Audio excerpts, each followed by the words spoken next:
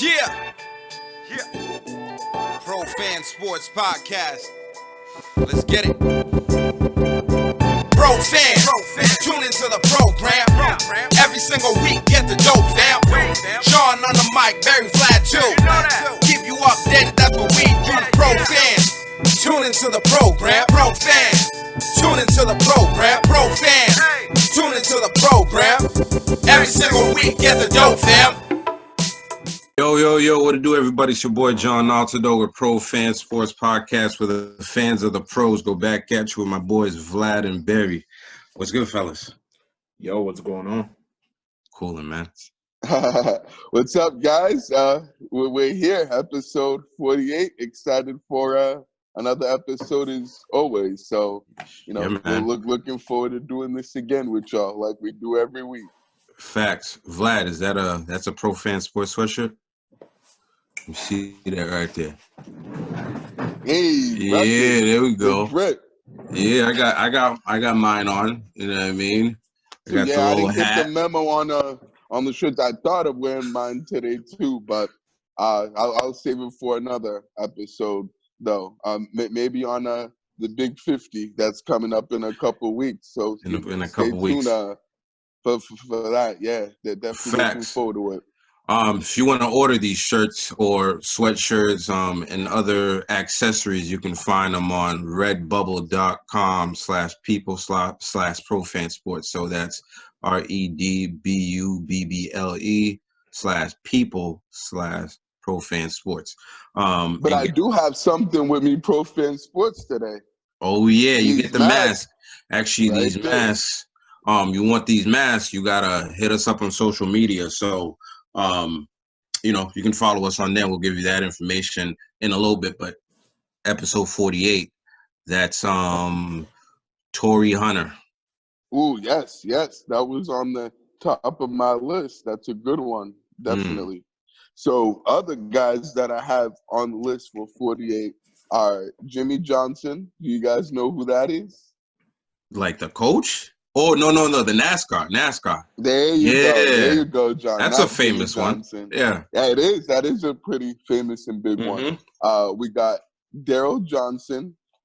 You guys know who that is? Basketball player?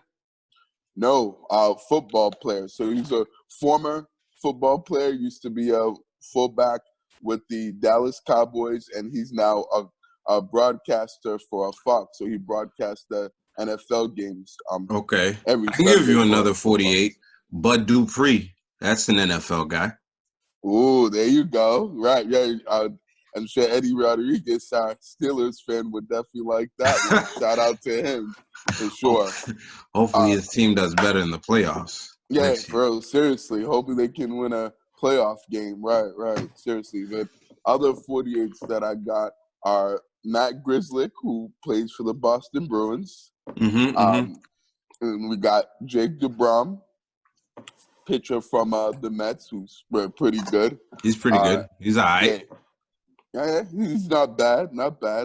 And Lee Smith, who is a Hall of Fame pitcher, in the MLB. So, and we're retired, but he was definitely a really good pitcher in his day. Those are good numbers, man. So episode 48 is about to get on and popping, but as always, please follow us on social media. We're at Instagram, profans_sports. We're on twitter.com/profansports, facebook.com/profansports. We're also on youtube.com/profansports. Episodes drop every Tuesday morning, and the YouTube videos drop on Wednesdays. So make sure you're subscribing, you're sharing, you're liking, you're commenting, you're hating, you're liking, whatever. We'll take it all because that supports us. And as always, we're going to be hitting on the NFL, NBA, MLB, NHL, and update you on some other things. But first, Bill Russell, right? He turned, 87 this past week? That's right. Sure Celtics did. Great.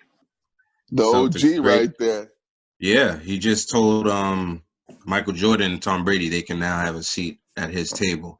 Since he has 11 rings. Is Bill Russell a better winner than Tom Brady? I mean, absolutely. The guy has has 11 rings, right? Yeah. I think that's like the key thing, right? But people are gonna but tell he you, played- oh, he played against, he still played, bro. Like, But he played we're in the not gonna. Plumbers League, though. Okay, so was he not plumbing? That's true, but there were only he like had 5 he had teams other in that jobs league. too. There was Listen, no competition. There was only like 5 teams. Like the only competition It was 11 was teams. Will. It was 11 Will teams. Right? Chamberlain. Or 8 teams. 8 teams. yeah. It was. I don't. Well, I didn't mean literally 5, Vlad, but like you, like was my being point was sarcastic. there were very few teams. Exactly, it was a sound of sarcasm there, right? So, Right. yeah, that And I think that's why people don't really look as Bill Russell as the same as a Tom Brady or Michael Jordan. Just Do you because think those Bill guys Russell went against better competition? Do you think Bill Russell would have won 11 championship if he played in the NBA in the 80s, the 90s, or nowadays? Probably not, because nobody's doing that. Not in basketball, anyway. Not in football either. You think he would have won maybe 6 like Jordan or something? We can never tell, but we know he was a transcendent player in his time. But my thing is, though, if there's 11 teams, right, that means there's 11. There's a bunch of other players that could have did the same thing and they did. The only thing I'm gonna give him credit for is because he played against Will Chamberlain, and Will only won 2, and he won 11, and he won 2 as a player / coach. So that's a really unbelievable achievement right there. All I know is he's put in the work, and he's still putting on the work. I saw him the other day, taking the coronavirus. Well, he was talking about the coronavirus vaccine. That was he was taking the vaccine. Right. One shot that he's not gonna block. Right. I thought that was funny. But yeah, happy belated birthday. The vaccine, Bill Russell. Mm-hmm. Wow, I didn't see that. Good for him. So yeah, are you guys taking the vaccine? 100%.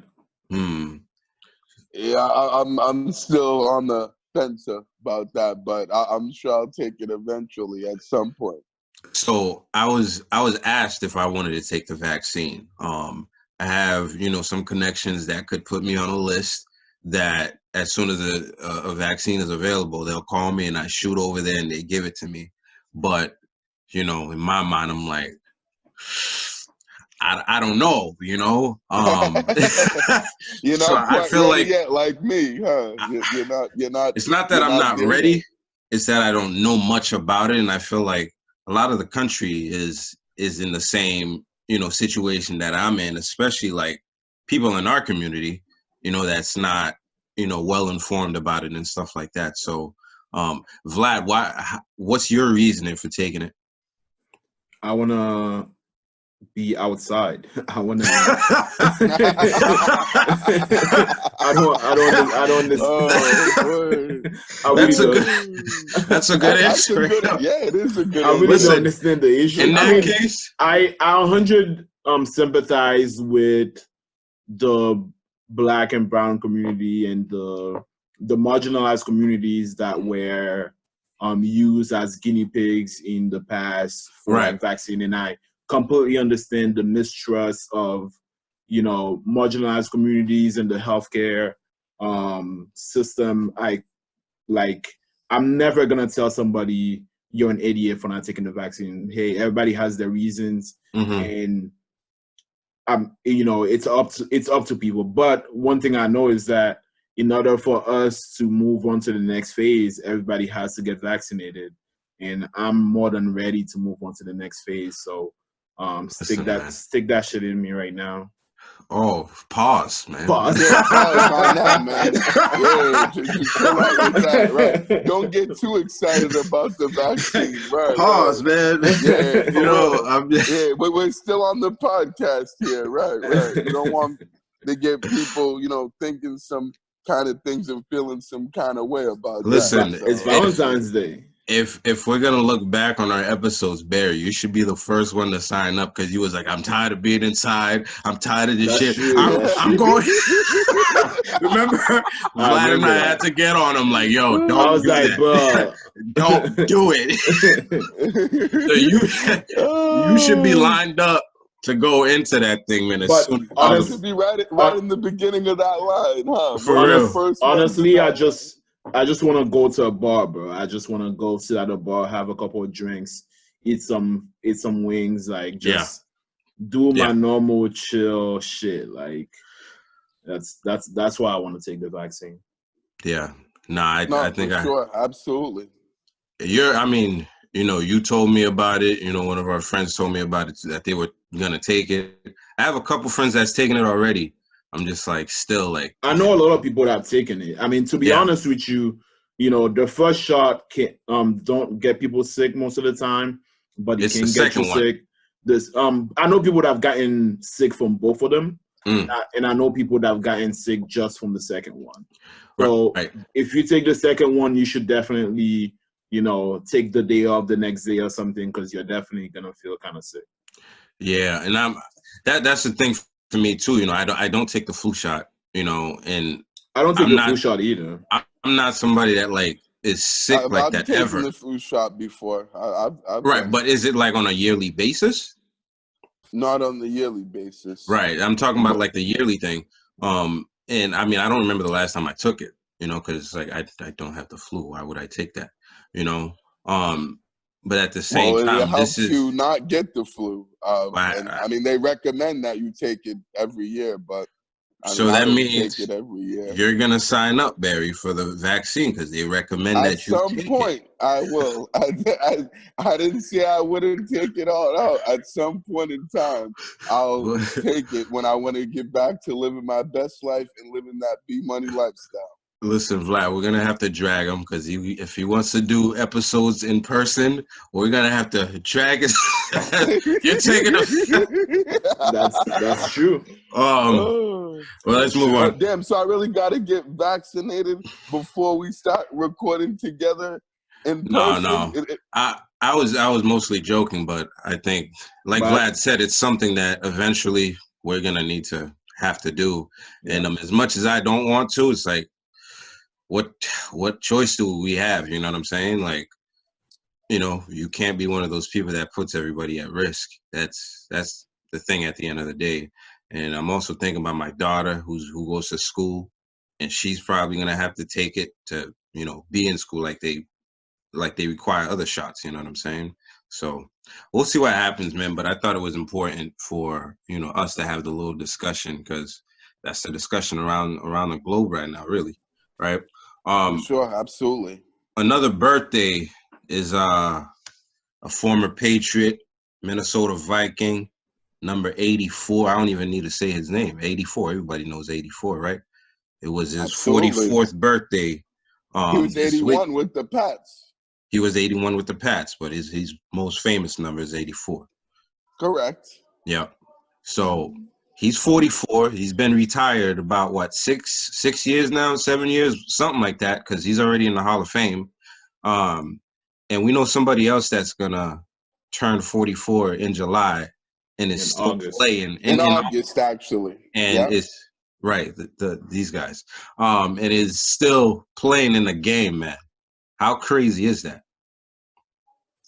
Well, we're talking about Tom Brady, right? Tom Brady is turning 44, and Randy Moss just turned 44, and one is on Monday Night Football and on ESPN, you know what I mean? And then the other one is just won his 7th championship. That's crazy. Just unbelievable. That's crazy. It really is, because you see all the other players. You see all the other players getting inducted every year, and it's like, dude, where's Brady? Peyton Manning just got inducted. Dudes after his class are getting inducted. Mm-hmm. It's wild. I think he's the only one. Actually, he is the only one from his draft class left in the NFL. Right. Or else they're like coaching or something. Yeah. Yeah, exactly. Either coaching or retired and moved on to doing something else. But it's incredible and remarkable that, this guy's still playing, at his age, and, and even past his prime, guys who played in his prime that aren't playing anymore and that are long gone and getting into the Hall of Fame, and yet he's still, playing at a high level, winning Super Bowls. So I guess that TB12 method really must be working wonders, and really is as effective It's the as pliability, man. advertised. So It's the yeah, pliability. pliability. No, for sure. That's certainly the key for a major key for It's a him, and major why key, he's man. able to do what he's doing at this age and still going. Shoot, he could win number 8 next year. Who's to say that Who knows? he can? And he said he wanted to play till 45. Shoot, he might even play till past 45. I wouldn't be surprised at this point. So, right, who knows when Tom Brady's gonna hang it up and retire? But it doesn't look like that's gonna happen anytime soon. Yeah, the guys in the league are upset about that. They don't like that. Speaking of because Tom he keeps Brady, winning though, all the Super Bowls. I know every single year. Yo, this dude.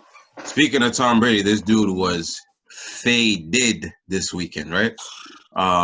We saw the Tampa Bay. They celebrated their Super Bowl. They had the boat parade, which was unique. I've never seen that before, and that I thought that was innovative. I guess That shit look lit. that shit was lit, yes, bro. lit as hell, too lit. That's the kind of situation I'm trying to get to once I take the vaccine. That shit look lit, bro. Yo, this dude threw the trophy from one boat to another. Somebody had to hold him so he could walk. Like, through the gates. Brady was a mood all week, bro. Brady was a mood all week. I think that was the greatest parade celebration I've seen since I've been watching these parades. Greatest of all time. Just gave us the greatest parade of all time. You know what I'm saying? Did you guys hear that the dude that actually designed the Lombardi trophy so long ago, his daughter's upset because Brady threw that Lombardi, and she feels like that was disrespectful to her family's lineage and shit like that. Y'all seen that? I saw that. Yeah, I did see that. Say what is that all about? Right. They're just hating. Right. It's my trophy. What are you talking about? Like everybody has always, everybody wants to find something to be mad about.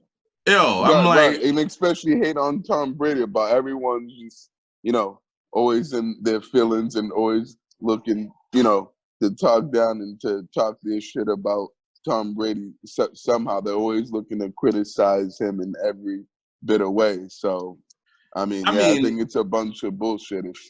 My thing is, it's an object, right? Like, and it belongs to me. Like, how you offended about me doing something that belongs to me? You know what I'm saying? Like, that I thought that was weird, and I think her father would have been like, dude, please shut up. Like, what are we talking about here?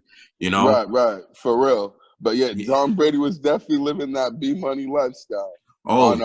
That's what the B Money lifestyle is about? Oh yeah, absolutely. He was living his best life and turning up. He was like, now y'all can see why I made Tom Brady the B Money lifestyle person of the week, and he made me look good. He lived up to that B Money lifestyle person of the week. Right there. So let me ask you a question. I'm glad that he did that. Let me ask you a question, Wookie. So the B Money lifestyle involve a $2 million boat? Yo, it sure does. Yo, right. It sure does. Because if you ask me, I'm surprised that cost $2 million. Though I thought that was kind of small for $2 million. Right. He could have something better than that for $2 million. That's what I thought too, but what am I to say? I don't make that kind of money, so I ain't speaking on that. True. Right, we're making Tom Brady money over here. We act like we be out here boat shopping. Yeah, I ain't speaking on that. We don't know what's in that boat. I ain't speaking on that. We don't know what the amenities are in that boat. You know what I mean? For all we know, it could go underwater. It's freaking Tom Brady. You know what I'm saying? Right. I'm sure there's a reason why he spent that $2 million on that boat, right? Even though it doesn't look like it, from the outside. Right. It could have all the gadgets in there, like straight, the glass comes through and you could be a submarine or something. I don't know. But listen, Tom Brady, he tweeted out or something, TB12 tweeted out that he's back to work. So this guy won the Super Bowl on Sunday, last Sunday. Had his parade on Wednesday. Went crazy, and then on Saturday he said back to work. All right, like this dude's he's a robot. You know what I'm saying? Like he's a freak, machine. right? My goodness. What do you think of his chances of going back to back, man? Like, because we got to start talking about it, right? Yeah, I think, I was watching I watch all the Inside the NFL clips where they do, they showed you like the mic'd up stuff. Yeah. And, watching those guys over the week, I think they can make it back to back, but I think they're getting a little bit ahead of themselves because, they have to keep Chris Godwin. Yeah. He's a free agent. And they're making Sue only sign a 1-year deal, so he's basically a free agent now. Shaq Barrett is going to be a free agent as well. So they have. Oh, he's leaving. Shaq Barrett is gone. Possibly. He's leaving because he wants the bag. He wants to get paid. Like, right. And what if they decide to pay him? That's a good question. I don't know if they want to spend all that cap space on him because if they pay him, then they probably won't be able to bring Godwin back. That's what I'm saying. So at the parade, after the parade, they had this little speech kind of thing, and then the coach, Bruce Arians, was saying, "Hey, we're gonna keep you. We're gonna keep you." Right. And it's like, bro, can you keep all those people? Like, we don't know. I mean, I think they have Tom Brady. They have Tom Brady, so that means they're gonna attract a lot of good free agents. You know what I mean? Watt. Exactly. They might attract somebody like JJ Watt. They might attract somebody like OBJ. They might attract so many different free agents. So, can they make it back? Possibly. I'm not gonna say yes, not right now, but they can possibly make it back. They have Tom Brady after all. That's true. Yeah, I mean, they certainly do have a chance to, repeat without a question. Yeah, no, they got a good shot to repeat. I think, certainly depends on who they're able to keep and retain. In free agency, I'm sure, one or two guys are gonna, go and play, elsewhere if they get, bigger contracts, from another team. But, as long as, they have number 12 and, the main guys that, that they certainly have a good shot to repeat. I know certainly signing Chris Godwin would be, big for them to, keep their offensive core intact. But like Vlad said, they have guys that, signed 1-year deals, quite a few of them, that are gonna not be under contract this offseason. So, they certainly got their work, cut out for them as far as being able to, bring those guys back. But, if they do, who's to say that, that they can get back there? But I'm sure the, NFC will be, will be better, and and the competition will certainly, to improve this offseason with the teams that could get back there. So, we'll definitely see what happens with that. But the BUCS certainly will be there next year. And I think they have a chance, right? I mean, they have Tom Brady, so you always have a chance with Brady, right? That's the number one thing. But, we don't know the last time Tom Brady won a back-to-back. It's been a long time since that's happened. Can he get back to the Super Bowl? Yeah, of course. Like, they still got the, really good weapons, on offense, right? Rob Gronkowski is coming back. Antonio Brown is gonna, I think he's there for 2 years. Is that what it is? I thought it was only 1 year. As well. Yeah, he's a free agent too. AB, yeah, right. So he could possibly be gone, But I don't know who's gonna take the chance on him. Right. Again, plus I think he's gonna stay there for Brady because Brady's like, you're not leaving. You know what I mean? Like I put my neck out there for you, so you're you're re-signing here. You Yeah, know, exactly. For Well, real. another reason why they might make it back is because their schedule this year is going to be a lot easier from their schedule last year. Because this year they were the fifth seed, so they're playing a softer schedule, and Drew Brees is gone, so their division is becoming a little easier as well. So the road for them to make it back is open, and they could possibly make it back. listen, Tom Brady calculated everything to a T, man. He's like, I don't Breeze know is if he, I done, don't know if he man. calculated. Breeze is out of here. Rodgers can't do shit. Like, I'm gonna go to the NFC. You know, Cowboys, they ain't doing shit. You know, like who? There's, you know, I guess 49ers, right? Are they're in the NFC, right? Yeah, But 49ers, you got the Rams with that defense right. that they had. They got broken Jimmy over there. They ain't doing shit. You know what I'm saying? Like, it's like everything, dude. I wouldn't be surprised if he went back to back. I definitely wouldn't be surprised at all. That would be crazy. If you But you go don't back think to any back, of those teams will that be would be better, crazy. John, next year? Any of those NFC teams? I think, you know, the Packers have a chance to do some things, right? Because they were pretty good this year, and they get to add on to what they have now. I think they could potentially do something, but I can't think of another team right now that has the pieces, that has the well I guess the Rams, right? Like I was just saying, the Rams, exactly. The Rams could be there, but that depends on Matthew Stafford actually doing well in the playoffs, which he's like never been. I think he's been one time. So like we can't trust that he's gonna do the right things in the playoffs, right? And dude, it's the GOAT, man. You know, I feel like there's nobody in the NFC. Like we have over here, we have the Bills, we got Kansas City, we got Baltimore. You know, we got. Well, things are gonna shift because free agency is gonna open. Mm-hmm. It's not a guarantee that Rodgers is gonna be in Green Bay. It's not a guarantee that. Wow, really? Where's he gonna be? Exactly. Well, they drafted Jordan Love, guys, and I'm just saying it's not a guarantee that he's because he's frustrated in Green Bay. Mm-hmm.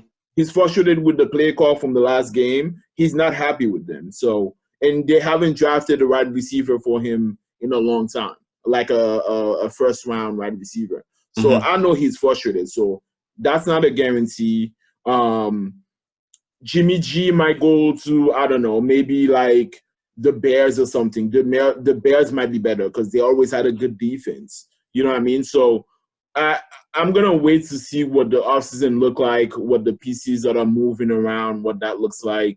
The Bears, I forgot about the Bears. Carson Wentz might go to the Bears as well. You know, I mean, there's so many pieces that could move. Because if Rodgers moves, that's a big move. You know what I mean? You never know where that guy could go. So I was listening to the radio station the other day, and they were asking about the Patriots, like, do free agents don't want to come here? And dude was, I think it was like Christian Fourier. He was like, not quarterbacks. He's like, he thinks like, you know, other than Matthew Stafford, you know, he thinks quarterbacks want to come here and get the, you know, the coaching that there is here. But, you know, he thinks it's the skill players that don't know if they want to come here because they don't know about the quarterback situation. I don't know, man. I don't know if quarterbacks want to come here. Deshaun Jackson. Me either. I'm not Deshaun Jackson. On that. Deshaun Watson. Oh, sorry. Thank you. We always mess that up, bro. I know, for real. Every time. They should change their names. No. Just so we could say it right. Just so it can stop confusing Vlad. I know Vlad keeps getting confused. I keep getting it confused as well. Deshaun Watson listed the Jets, he listed the Dolphins. I think he even listed the 49ers or something like that. But not the Patriots once. I think that's because of Bill O'Brien. He doesn't want to go to that tree. So that's what I'm saying. Like, I haven't heard any quarterback that said they want to come here. The only quarterback I think actually would be happy to see him here is Jimmy G because he already knows the system. I'm not happy with his injury history. He's played one full season. Yeah, his whole career. I'm not happy with that, but I think as far as like a fit for the system, Jimmy G would be a fit for the system. Not like a whole season. Like he's played enough for one full season. He's been injured the rest of it. No, I was just clarifying for the people. Like everybody's Jimmy G. He's gonna get injured halfway through the season. Well, I hope he doesn't, but I think him and Belichick can build something together. Right. I mean, that's what Belichick wanted, right? Yeah, but I know I've been hearing about Jimmy G that it's more than likely he's actually going to stay with the 49ers unless if Deshaun Watson what choice do they have? Available. Well, the 49ers... I mean, they do have a choice. They could get, rid of Jimmy G and bring somebody else, but they'd have to bring that person first. There's options there. There's plenty of options. They could get a Kirk Cousins, a Matt Ryan. There's plenty of guys that they I heard the Kirk Cousins stuff too. Like, what makes people think 49ers want to get rid of, are just going to trade Kirk Cousins? Who do they have to back him up? You mean the Vikings? Well, the Vikings. The Vikings I don't even know who their backup is. Exactly. So why would they trade Kirk Cousins? It's his contract that I'm interested. Well, they're trading him. I'm sure they probably want to move his contract, and they're probably tired of being in mediocrity in the middle of the pack. Kirk Cousins. Kirk Cousins is the GOAT, bro. Team is stuck. He's really the GOAT, bro. Like that contract, I'm like, yo, I'm proud of this dude. Like, give me my freaking money. 84 mil guaranteed. Don't play with me. You know what I'm saying? Like, he's the absolute fucking GOAT, man, in that aspect. He's the biggest scam in quarterback history. Facts.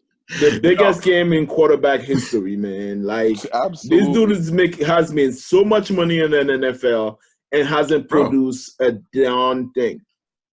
Yes, and he's at best. He's not even a great quarterback or really good. He's at best average and mediocre. So it absolutely baffles me and appalls me that this dude really got paid that much money just to be an average quarterback. We can't hate on his bag, bro. We can't hate on his bag.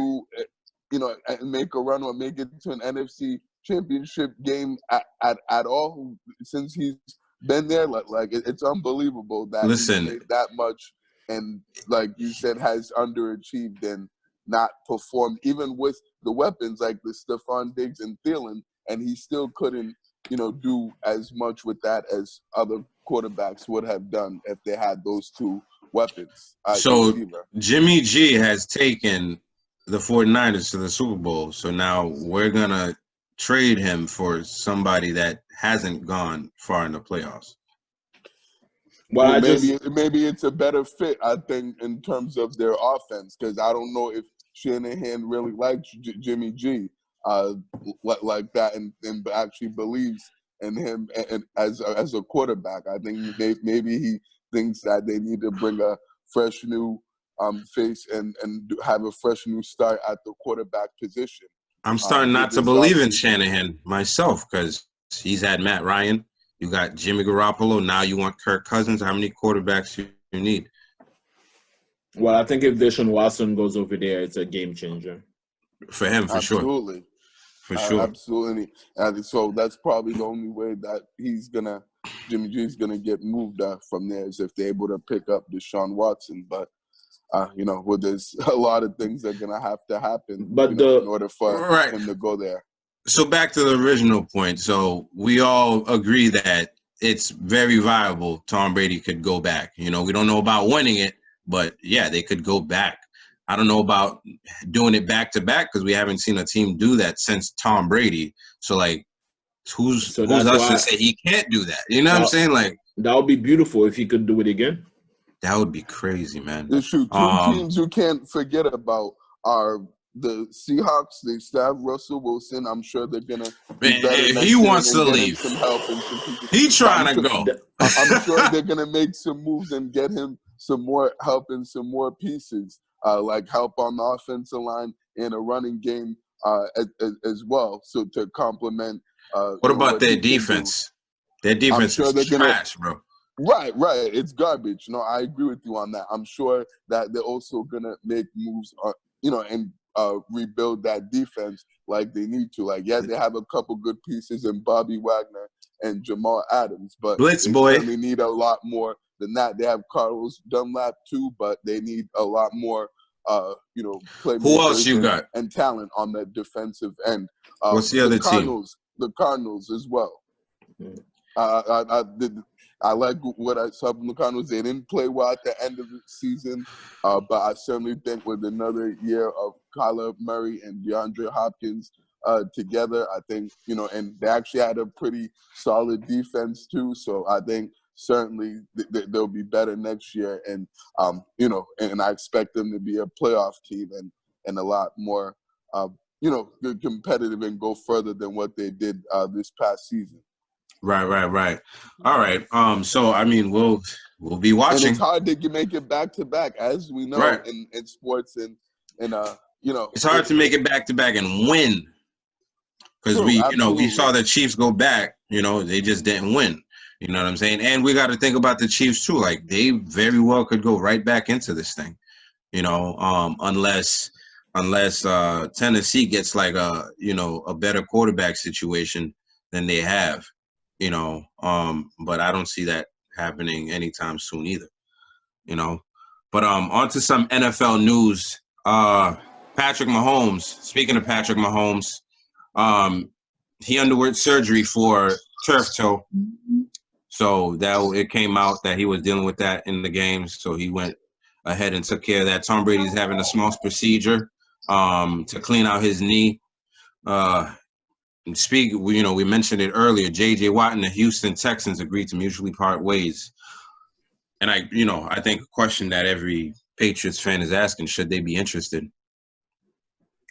Well, of course, this is a game changer.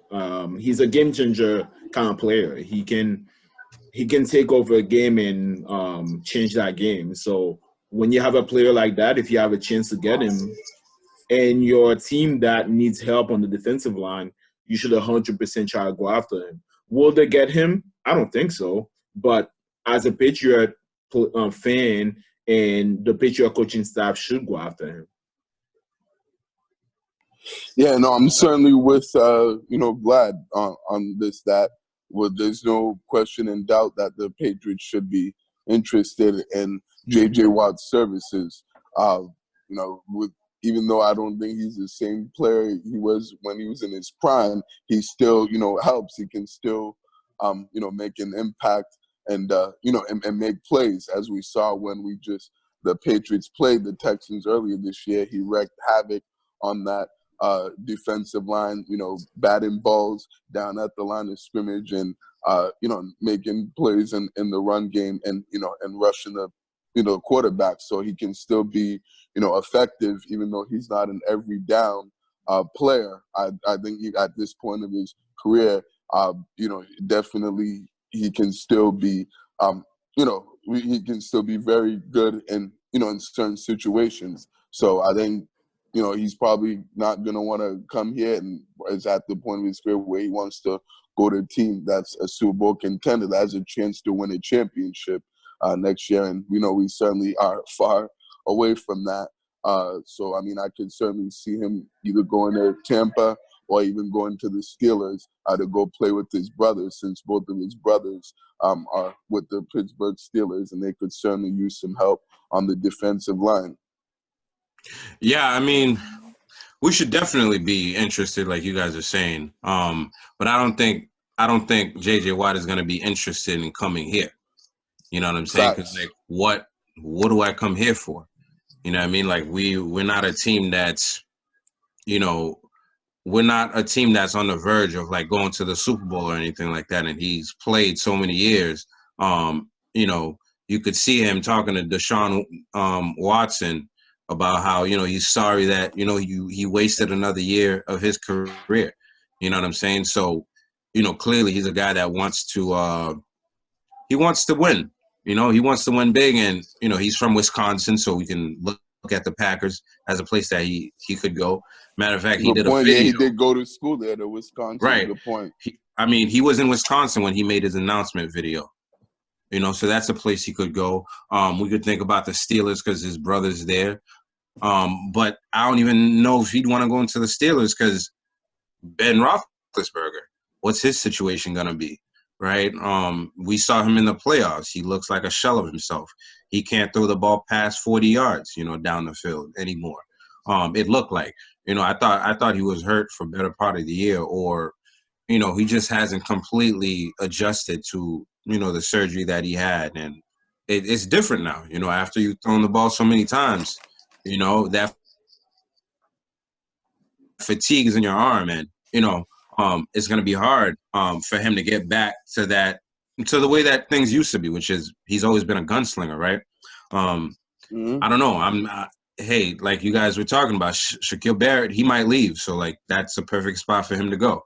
He like Green Bay Packers. Who else we talking about? The contenders out there. I don't think he wants to go to a team we might even see him on the Bills, right? Because we saw what they did. That's even another team that could be interested in his services because they need help on the defensive line. I mean, go to the Ravens. Go to the Chiefs. Like we saw what happened to their defense. You know what I'm saying? Like he has so many options, and reports are there's 12 teams that are interested in him already, and no surprise there. No surprise. You see all the other players, tweeting, hey, I got some question for you. What you doing? Asking for a friend type shit. You know what I mean? Yeah, like I seen Stephon Diggs tweeted at him. Yeah, it's like, hey, buddy, how you doing? Let's chat type of stuff. So we should definitely be interested, but I don't know if JJ Watt should be interested because we're on a rebuild, and I don't think that's what he wants to go after right now, right? Because he came from a team that's built, rebuilt, and then building again. So he don't want to go through that again. The Pouncey brothers. I just wanted to ask a quick question. Are you guys kind of like nothing but a concern that we're going to be able to get any top tier talent, the Patriots, this offseason, get anybody to come play here? Because we've been already talking about on this show about, how guys don't want to come play here in New England and how it's not an attractive, spot, in the league anymore. So does that kind of concern you going into this offseason?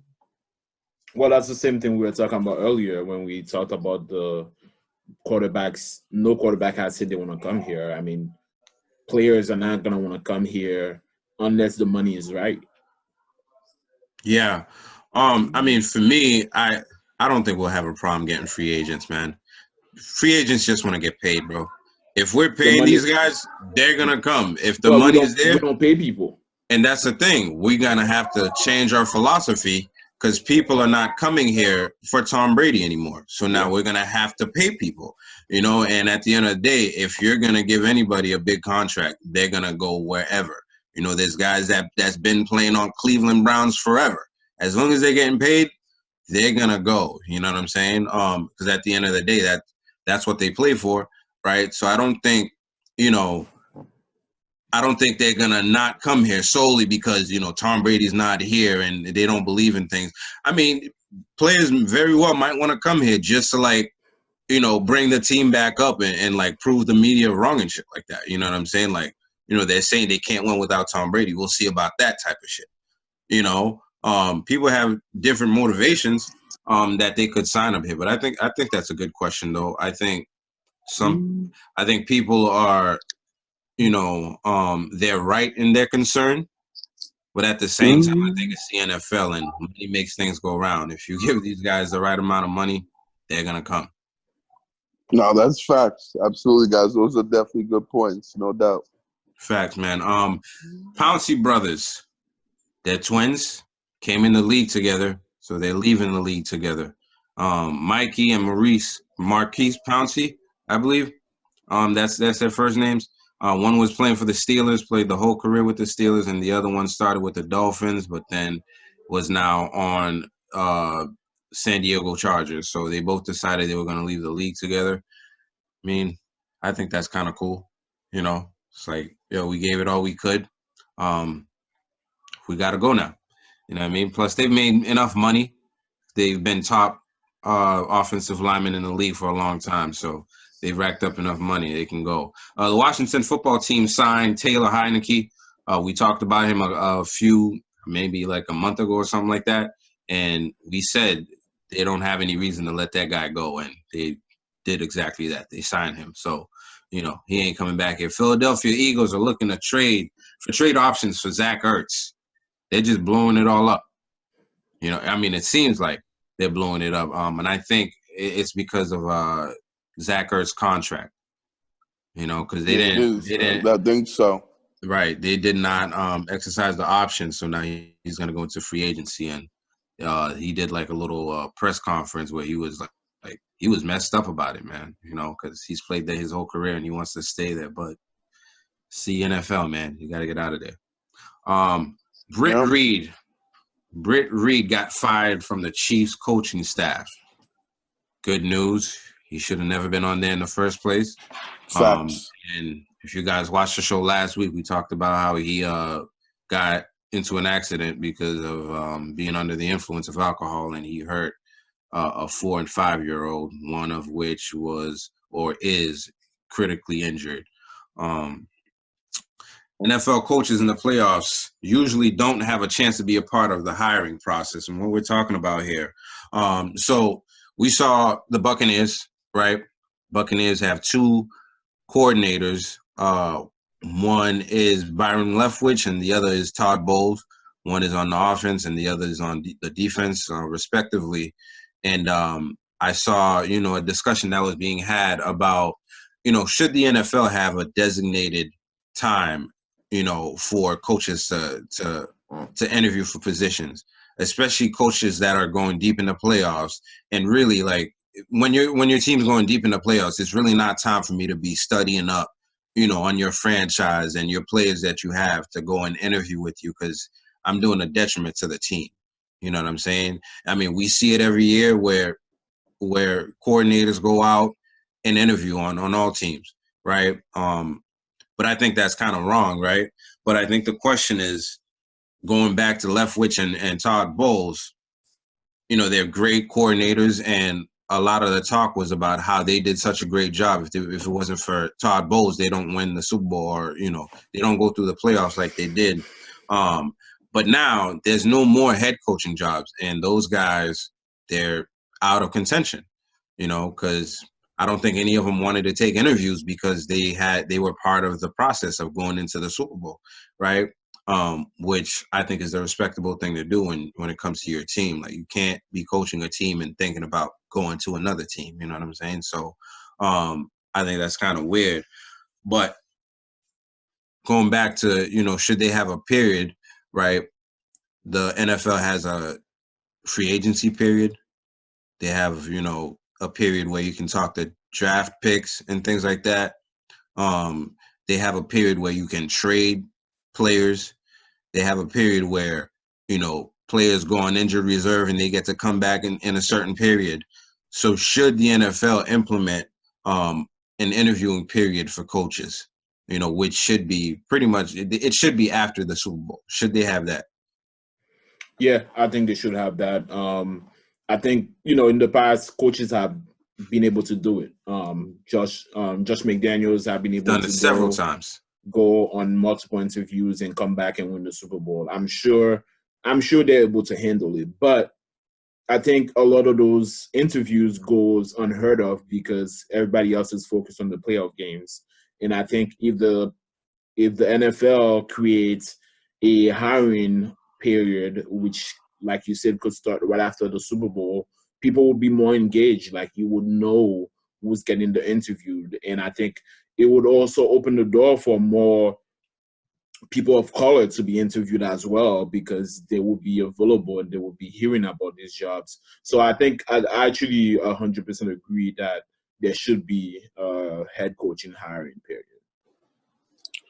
Yeah, no, I'm certainly with that as well. I think, right, that is certainly partially, the reason why, not a lot of, minorities and, people of color are, getting, head coaching jobs on, on any of these teams, is because sometimes they're on teams that, go into deep playoff runs and even go into the Super Bowl and win it, and they, miss up on those opportunities. Like the offensive coordinator from the Chiefs, Eric, is it Blume or Bieneme. Bieneme. Eric Bieneme. Bieneme. Right.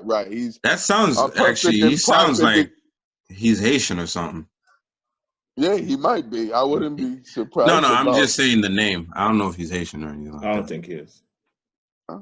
Yeah, possibly. Who knows? But just going back to him, he's the perfect example of that, because he's more than well qualified for to be a head coach in this league. He's been coaching for a while, been offensive coordinator for a while, and been very successful, and is a highly and well respected coach in this league by other teams as well. So I think that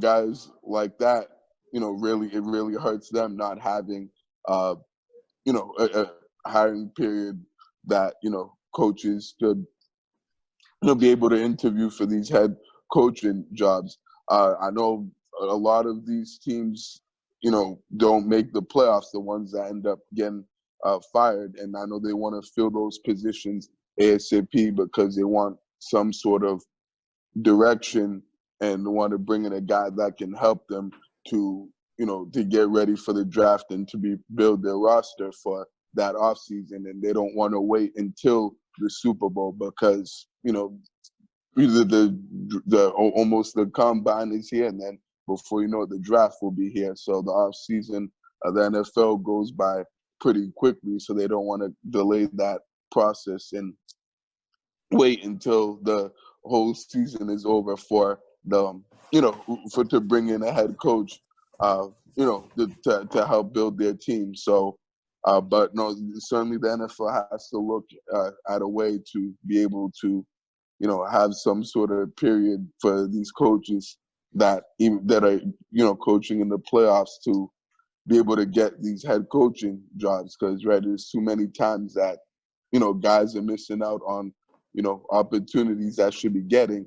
And the frustrating thing to me is, I'll just say this, is that the people that get these opportunities, some of them aren't either as qualified or don't end up doing well as the ones that should be getting opportunities that are in the playoffs. So, and which is unfortunate that that happens. The too many coaches in this league. So the NFL definitely has to do something about this and have to evaluate it this offseason, because this is just happening way too many times and it's reoccurring.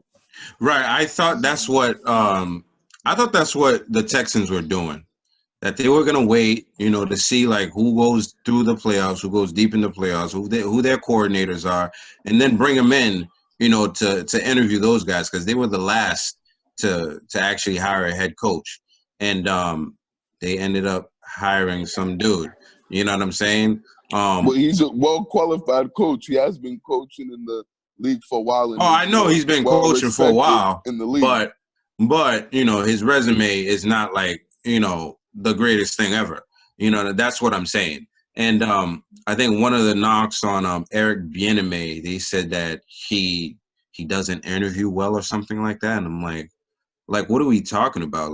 Talking about? I haven't heard that. That's interesting. Yeah, that's thing against him that they're saying, or that I don't know. He doesn't interview well. His vision or the way he's saying things is not appealing to people like that. And I'm like, but look at the results. Look at his results. That's what you need to look at. You know what I'm saying? Right, John. And look at some of these other coaches that are getting hired and stuff, and look at, what I'm saying, what their visions are and how they speak and present themselves and articulate. It's like, dude, the guy you're hiring these guys the guy they hired for the Eagles, he went on and was stuttering and fucking up during the whole press conference. And I'm like, who is this dude? Speak. He could barely even speak. You've got to be kidding me. Yeah. They hired this dude as a head coach to run your football team. The guy, right, unbelievable. Wow. The guy the Lions hired, that guy is gonna be a bust. Oh, I like that Dan guy. Campbell. I like he's that gonna guy. be a bust. Oh, you think he's gonna be a bust? I don't like him I liked either. his Yeah. press conference. Oh, I hated it. Now, me You too. did? I thought it was Yeah. garbage. His press It conference. was a whole bunch of show off and bravado. Nah. No. Like if you go back to his career, that's the kind of guy he's always been. And I just don't buy that kind of personality. Right, and I don't think that works as a head coach in this league to be successful as a coach. I don't see really, having that sort of personality translate well into being a head coach. But I mean, you never know. He could be, but I doubt that. He's actually gonna do well with the line. I think that's how Matt Patricia went in there, like that guy. So we'll see what happens. That's a good point, John. I didn't even think of that. That's a good call on that. Listen, man, there were a lot of coaches that deserved it. So I'm thinking about like Brian Dable. He's a well-qualified guy. Eric Bieniemy, well-qualified. Byron Leftwich, he's played the positions. He obviously look at the results. Even with Jameis, he was doing good things. It's just Jameis is a pick machine. You know what I'm saying? For real. And then Todd Bowles, he's been a head coach before. I think he was with the Jets, right? He was with the Jets for some time, and he started doing a good job. And, as they do in this league, get impatient and get rid of people, kind of too early sometimes and restart over, I don't know. Like you guys said, I definitely agree with you guys that they should have a period for these things to happen. We'll see if they do that this offseason. But that's going to be it for the NFL. We're going to move into the NBA, where some things are happening. We're going to talk about the Celtics and, some other players. But first, some NBA news. KD went back to Golden State, right? I think Saturday night he was playing back in Golden State, and the Nets beat Golden State 134-117. Golden State is not in the best shape right now because they're pretty injured, and they don't have the pieces right now to help out Steph. They have guys like Kelly Oubre and Andrew Wiggins. So speaking of Wiggins, it's like, you were top 2 player on Minnesota. What happened? And wasn't he like the number 1 pick or something? Number 1 like pick. That? He was. Right. Like, what happened, bro? Like, do you not know how to play basketball no more? Or, right, and like one of those years, he was averaging about like 20, 22 points per game. It was in the 20s. Up there. Right. And he was carrying the team sometimes. Exactly, right. As their, top primary scorer. Mm-hmm. For real. And now all of a sudden, you're right, the guy can't play at all. It's like he's lost all his skills and all his talent. And he's not even that old. That's the crazy part. Right. And after the game, Kyrie said that, about 4 games ago, him and James Harden talked, and they figured out, James Harden should be the point guard in the team, and he'll take the shooting guard duties. I saw that. Oh, yeah, I heard that too. Like anybody that knew NBA would suggest, like, what are we talking about? I didn't think that was news. I'm just like, we know this already. Oh, that's Kyrie, news to me. That's news to you? Yeah, for sure.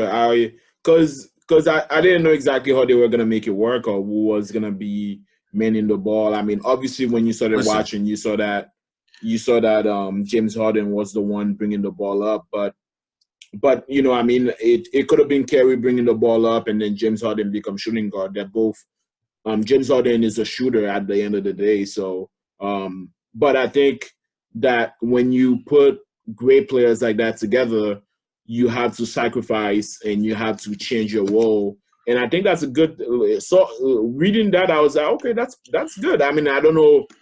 You have to make it work. You have to put in the work in it. But I was like, that's a good thing. You have to know what your role is on a team with 2 other great superstars. And if they can actually, if Kyrie can actually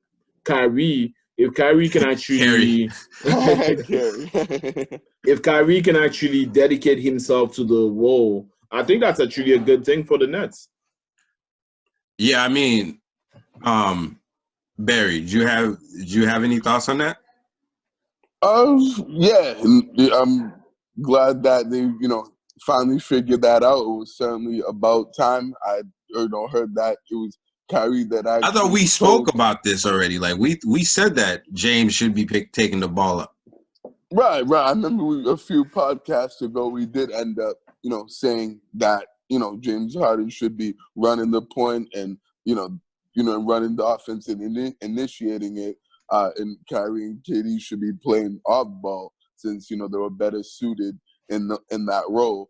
As opposed to, James running the point and being the guy that, runs the offense. But, I actually heard that it was Kyrie that said that to Harden, that he just looked him straight in the eye and said to Harden. Yeah, he said that.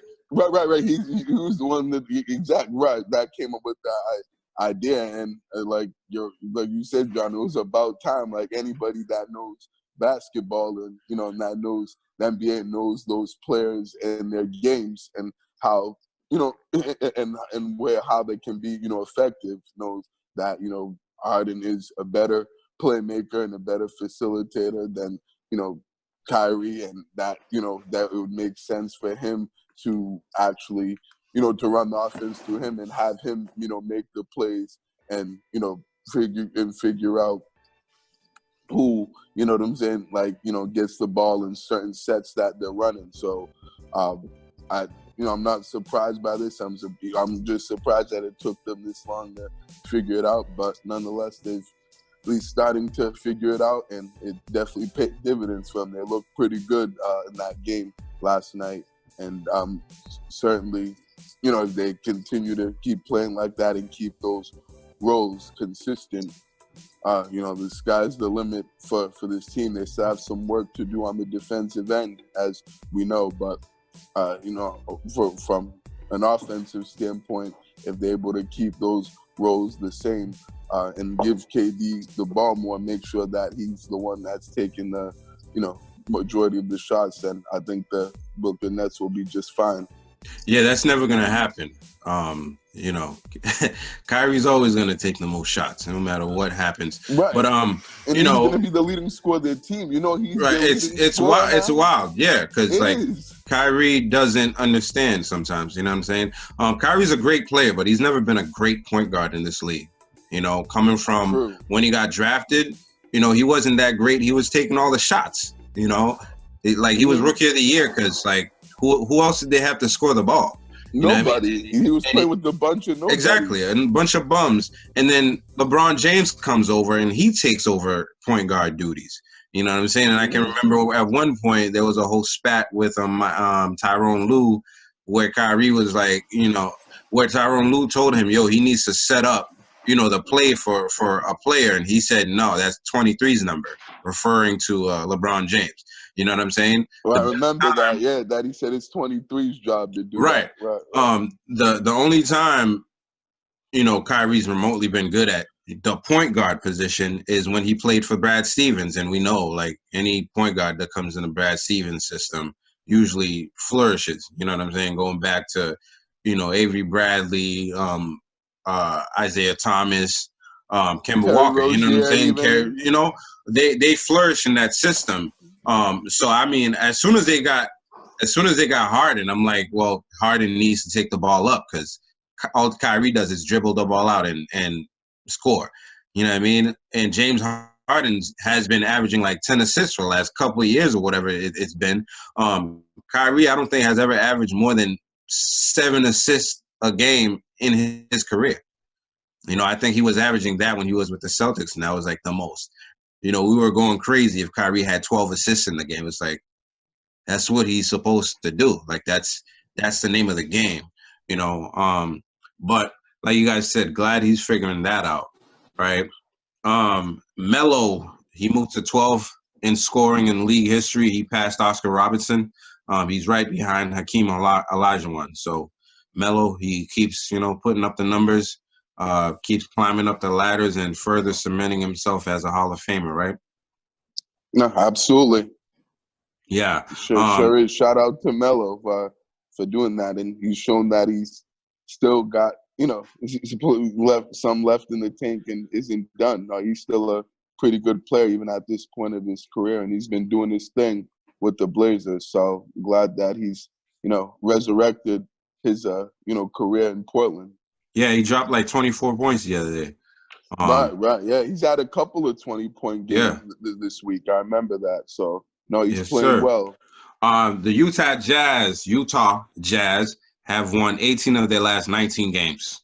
They're on fire. On a tear. That team's cooking, man. Cooking. Right. And Donovan Mitchell, he's been leading them, throughout the way. Rudy Gobert doing what he does on the defensive end and, getting on the glass and the boards and all that stuff. This team went kind of far in the bubble, right? They went kind of far and, they lost a heartbreaker in a 7-game series versus the Nuggets, and looking at Spider Mitchell, he looks like a guy that he keeps those things to heart and he comes harder the next time, right? And it looks like this team remembered that time in the bubble and they're like, we could do this shit, and they've been doing it, right? Giannis said that they were the best team in the league right now in the West, period. And there's a question out there, is Donovan Mitchell better than Jayson Tatum? Yes.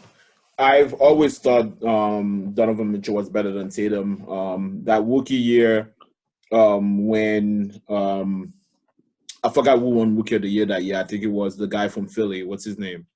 Ben Simmons. Ben Simmons won Rookie of the Year that year, and I disagreed because he had been in the league 1 year already. He had been training with the Philadelphia Sixers for 1 year already, so he was way ahead of those guys. And I thought Spider Mitchell was actually the Rookie of the Year that year, better than Jayson Tatum. Better.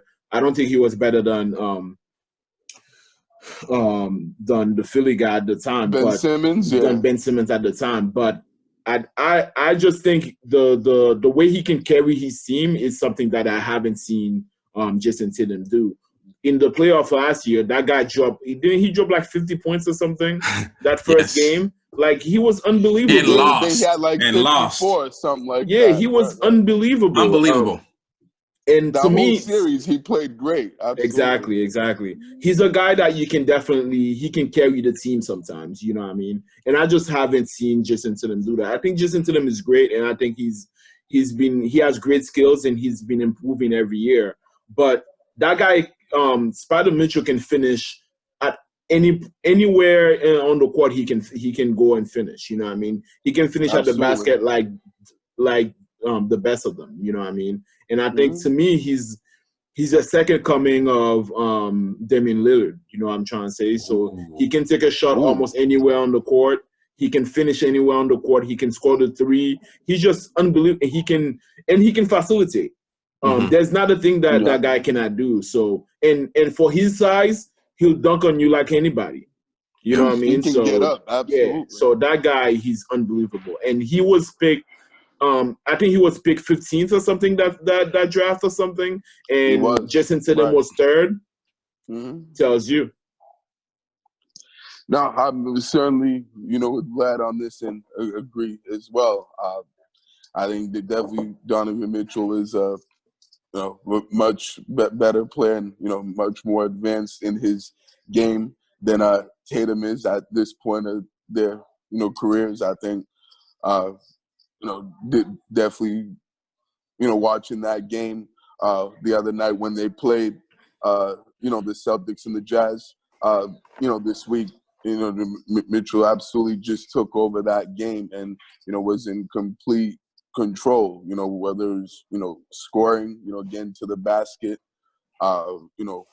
and finishing with contact or making plays for his teammates. He certainly did that, and and just playing at at the level he's been playing at. I'm surprised that people aren't mentioning him as one of the top MVP candidates, because his name should be right on the top of the list and in that conversation.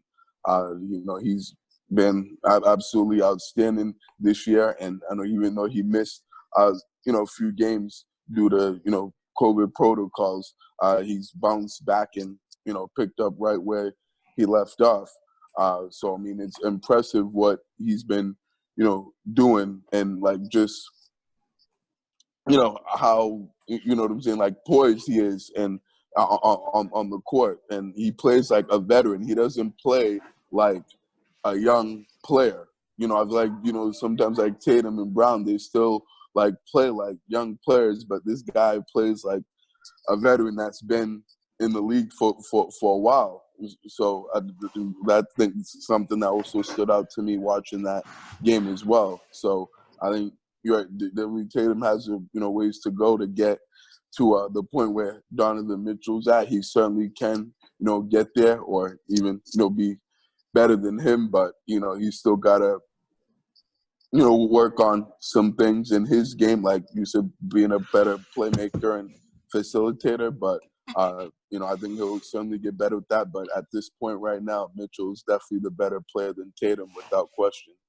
Yeah, I think the key phrase is like at this point, right? I think Jayson Tatum's one of the best pure scorers in the game, but I think he definitely lacks assertiveness and aggressiveness, right? And I think that's what Spider Mitchell has. Like the guy is aggressive. He's alpha. You know what I'm saying? He's not somebody that's gonna be quiet. Like he's loud. He wants to take the last shot. Like he don't care who's on the team. He'll hold the ball until he can create that last shot. I mean, as we've seen, sometimes it's to his detriment, but a lot of the times it ends up working out for him. And I think his aggressive has served him well so far. And at on another end, like he is kind of like the only option his team has outside of Rudy Gobert, who scores like 11 points a game. So these points have to come from somewhere, and Joe Ingles, he's all right, but he's not going to like blow you out the water. So it's like They got players over there though. Oh yeah, absolutely. They got talent. They got over Bogdanovich, they got Ingles, they got Gobert. I mean, they got players over there. And they got that other kid too. I forgot his name. Jordan Clarkson. Yeah. They got players over there. Right, and they even got Mike Conley, who's been out a few games, but before he was out, he was actually playing pretty well for them and much better than he played last year. Those players, that team has talent. Those players just came though. They haven't been on there since since Spider Mitchell came. So he's had the chance to like take over and establish himself as the big dog. That's true. You know what I'm saying? Like that's my team. That's fair. And, that's you know what I mean? And that's what I'm gonna do. Like ain't nobody, Jayson Tatum had to come in and kind of like play second, third fiddle, and then grow into what he is, because he wasn't the first option. Spider Mitchell came in as the first option, period. You know what I'm saying? Like he didn't have to create a role for himself. He was like, he's the machine. So he's had the ball a lot more in his hand, and he's had more opportunities to do certain things. So yes, he is the better player right now. But I think, like you said, Barry, a little more aggressiveness and a little more assertiveness, Jayson Tatum could be right there. And I'm surprised he hasn't scored more than 40 points in the league already. It's like, come on, Jayson. Let's get to it. You know what I'm saying? But he hasn't got. I thought he got one 40-point game. I think he had like 41. Yeah, he did have a 44-point. 41 points is his high.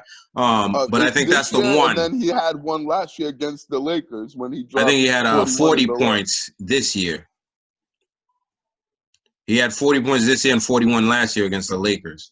Remember, we were talking about like Vlad not putting him into. I mean, not Vlad, Brad not putting him in to like get that score. That was like, dude, put him in the game. You know what I mean? And then remember he was like, yeah, we'll get there. You know what I mean? So definitely Jayson Tatum has, he's had a time to like kind of like roll into what he eventually needs to become. But if he wants to win anything, you got to do it now. You got to have the mindset of a Jaylen Brown.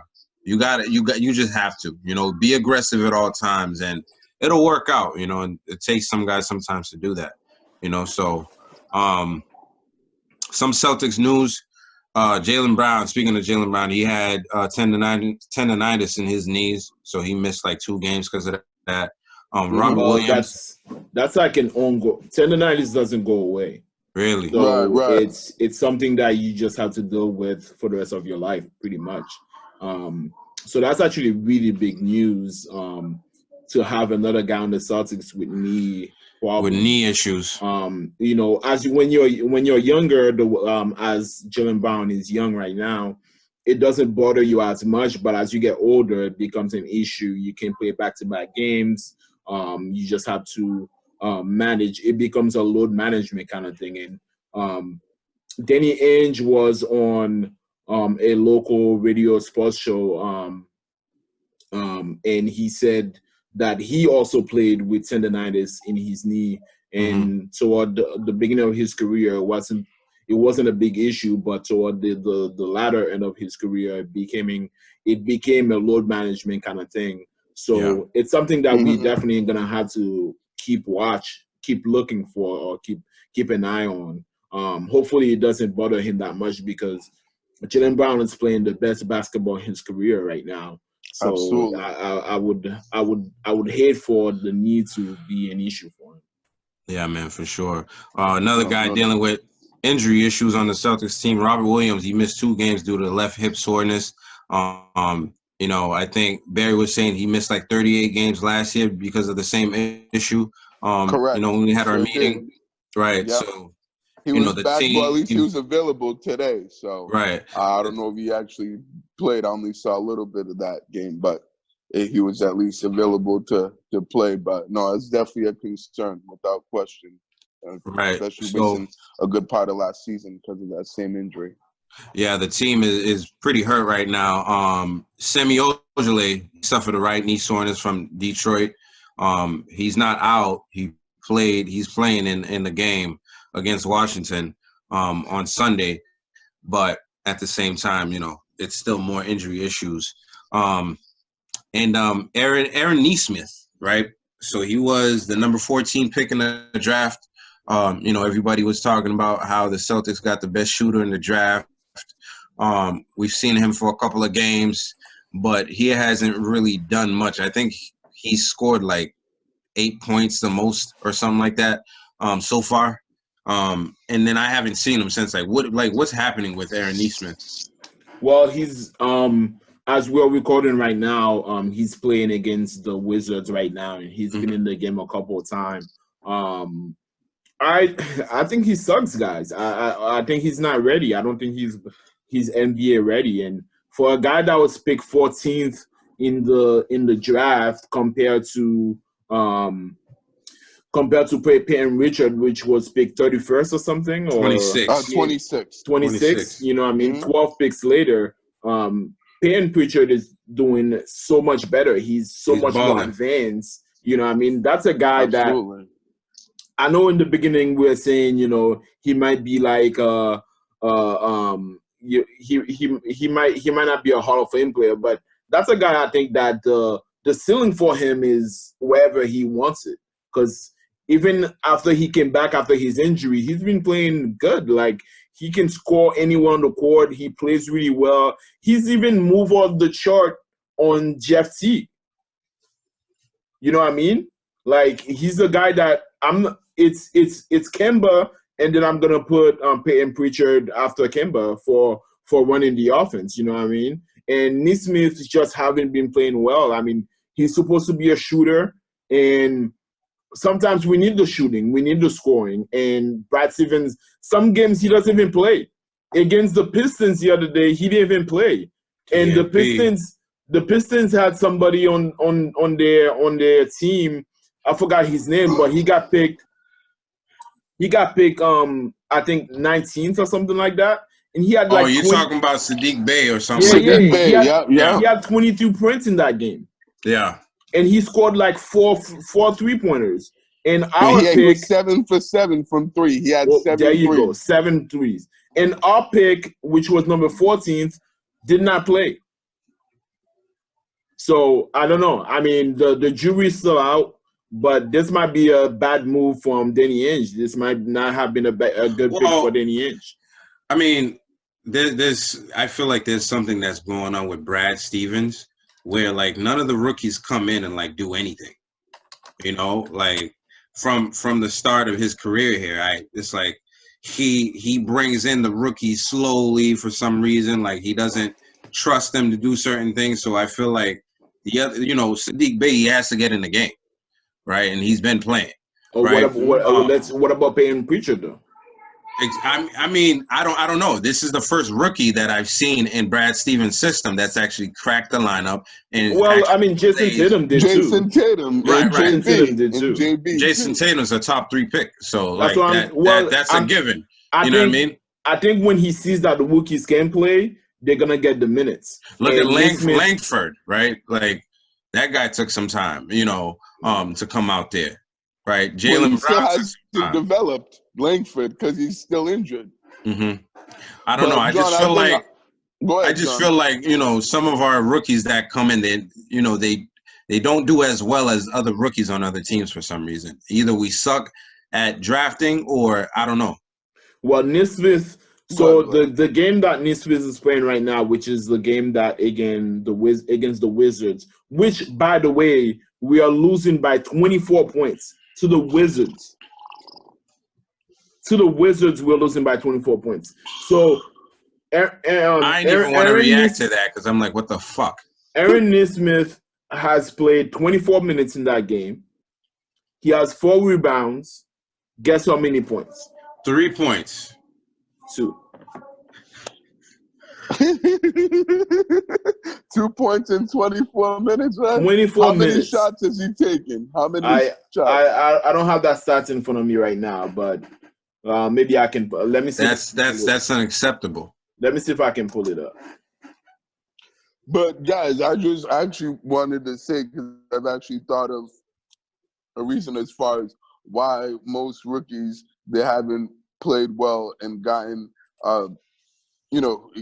gotten as consistent of a role in the rotation as they should, with their, few exceptions, like we said, the Payne Pritchards, Jayson Tatum, Jaylen Browns. I think what the problem is that I don't think Brad Stevens trusts him defensively from a defensive standpoint. And because he doesn't think that he plays good defense and he is where he needs to be on the defensive end of the floor. So I think if Brad Stevens doesn't trust a rookie defensively and doesn't think that he plays either good individual defense or at least good team defense and is not where he needs to be more times than not, then he's not going to give him those minutes. Fortunately for Payne Pritchard, since he has been playing really well, right from the start, and he even had a really good training camp as well, because I think it even starts in training camp with these rookies. Like they have to, stand out, and they have to really, get their name out there and gain the coach's trust from training camp and preseason to be able to get into the rotation and have a consistent role.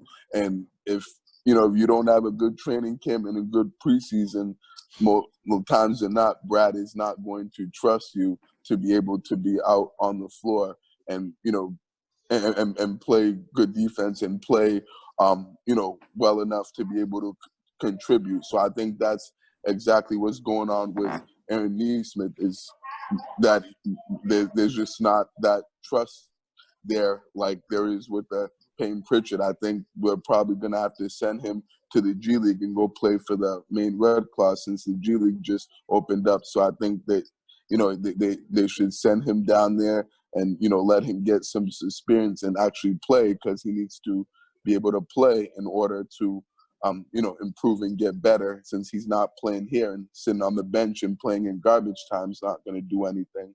So I think that's basically what it is. Same thing Vlad said. He sucks right now.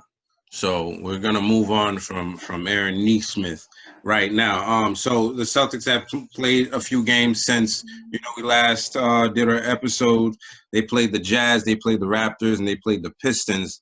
Against the Jazz, they lost 122-108. Against the Raptors, they won 120-106. And against the Pistons, they lost 108-102. What's going on with the Celtics? And I know we have a player exception or some kind of way to sign a player, right? We do have the player exception from the Gordon Hayward trade. Exception. Right. We have the players exception. Like, What's going on with the Celtics, and should Danny Ainge be making a move?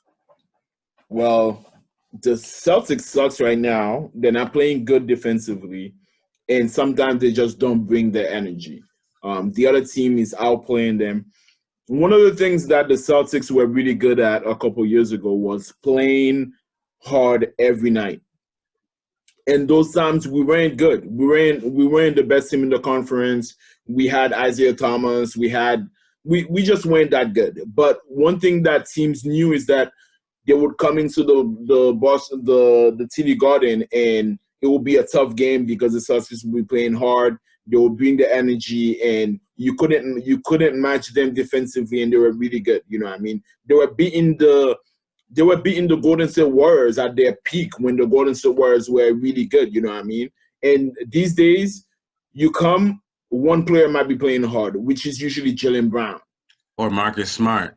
Well, Marcus who's Smart been is not out right for now. the last couple of weeks. And we've seen the difference when he's not on the court now. Exactly. And right now, we're losing almost every other. We've lost most of our games lately. Like, I think out of like 5 games, we won 2 games or something like that. You know what I mean? Mm-hmm. So it's been terrible, especially defensively, and just playing hard. Like, we're not playing hard at all. So Danny definitely needs to make a move. We should have made a move in the offseason for a big, and we got that guy from Cleveland, Tristan Thompson. He just didn't want to say the name. I'm just like, really, like, bro, don't tell me, like, I'm frustrated with the Celtics because I feel as though they're selling me Tristan Thompson and Jeff Teague, but like, what do I look like? Let's be honest here.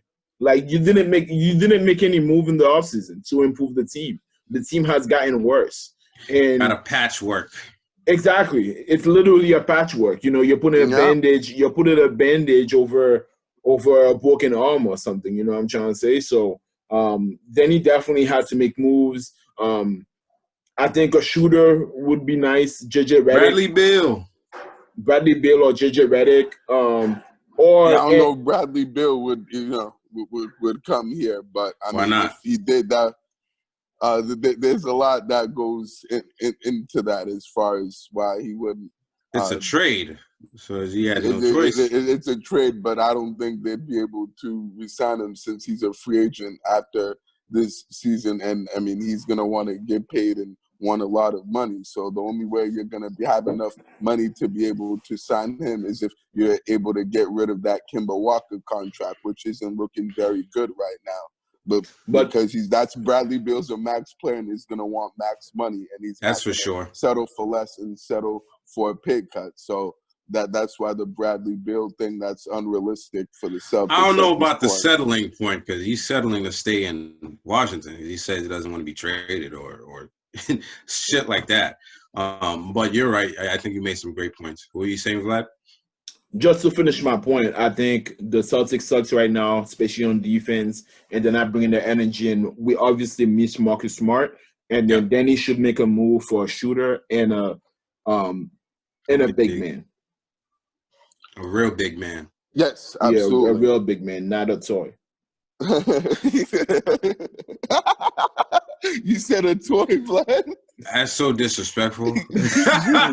Good. I was just going to say, y'all know why Tristan Thompson's been so bad? Remember what I told y'all about the Kardashian curse? Oh, right? my God. The Kardashian curse is real, guys. I know y'all didn't want to face it and didn't want to think about it at the time that I brought it up on this podcast and we signed them. But I'm telling you, man, the Kardashian curse is no joke. Like, that's a legit actual thing that exists. So I think that may certainly have something to do, with his underachieving, performance that, we've seen with the Celtics to this point.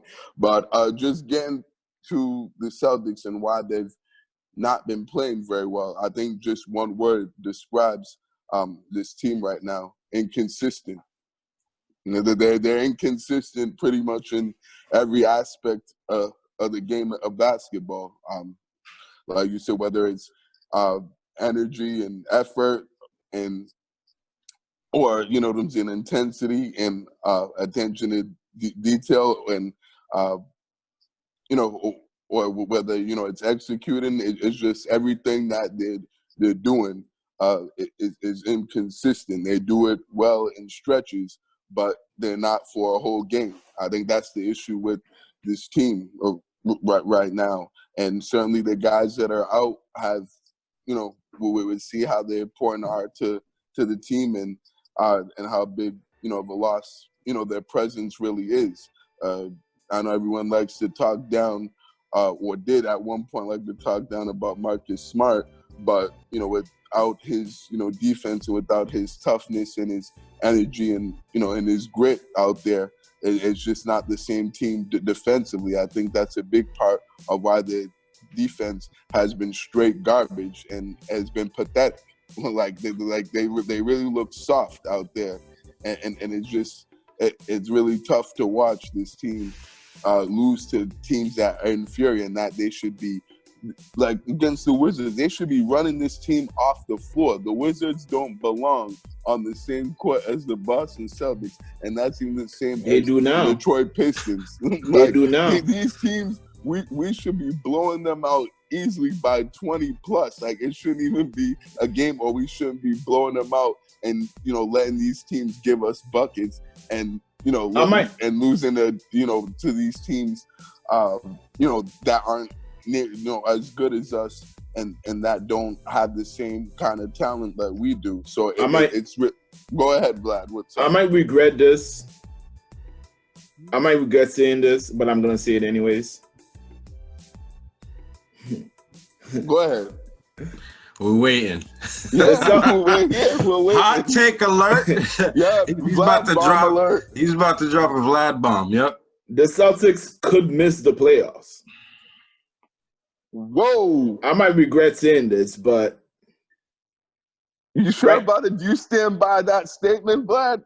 Right you really believe right that? now, we are about to be 500. Right after losing to the Wizards, we'll be about to be 500. 14-14, right? I don't know, man. I don't know.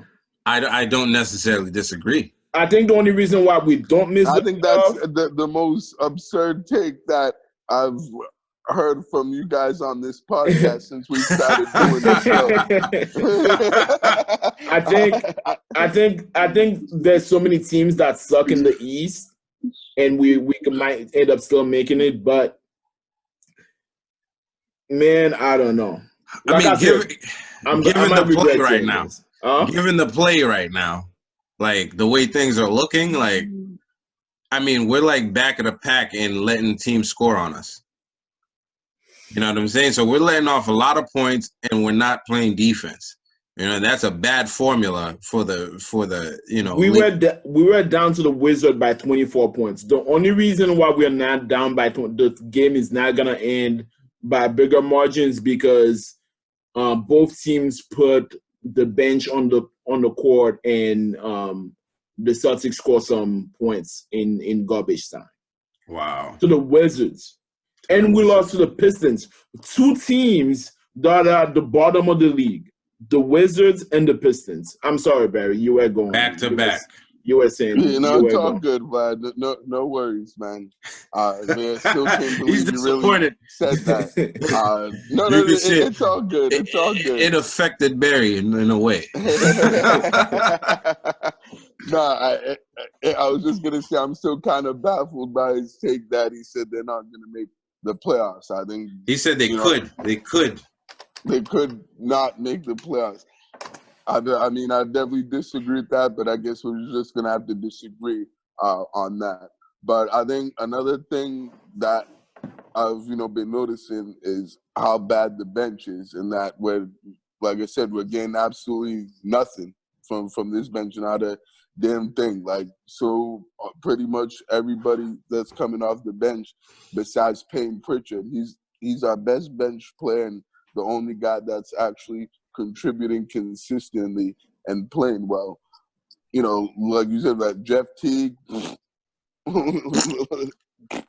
Yeah, that's what I think about Jeff Teague. That's really what my honest thoughts about his game and what I've seen from him to this point is and obviously we already said Tristan Thompson's not playing well, but none even these young guys that they're not playing well consistently. Like they may be good in for a stretch or for a game or two, but it's not something that's reliable and that you're gonna be seeing every game. So they need to upgrade their bench this trade deadline. They better not stay pat.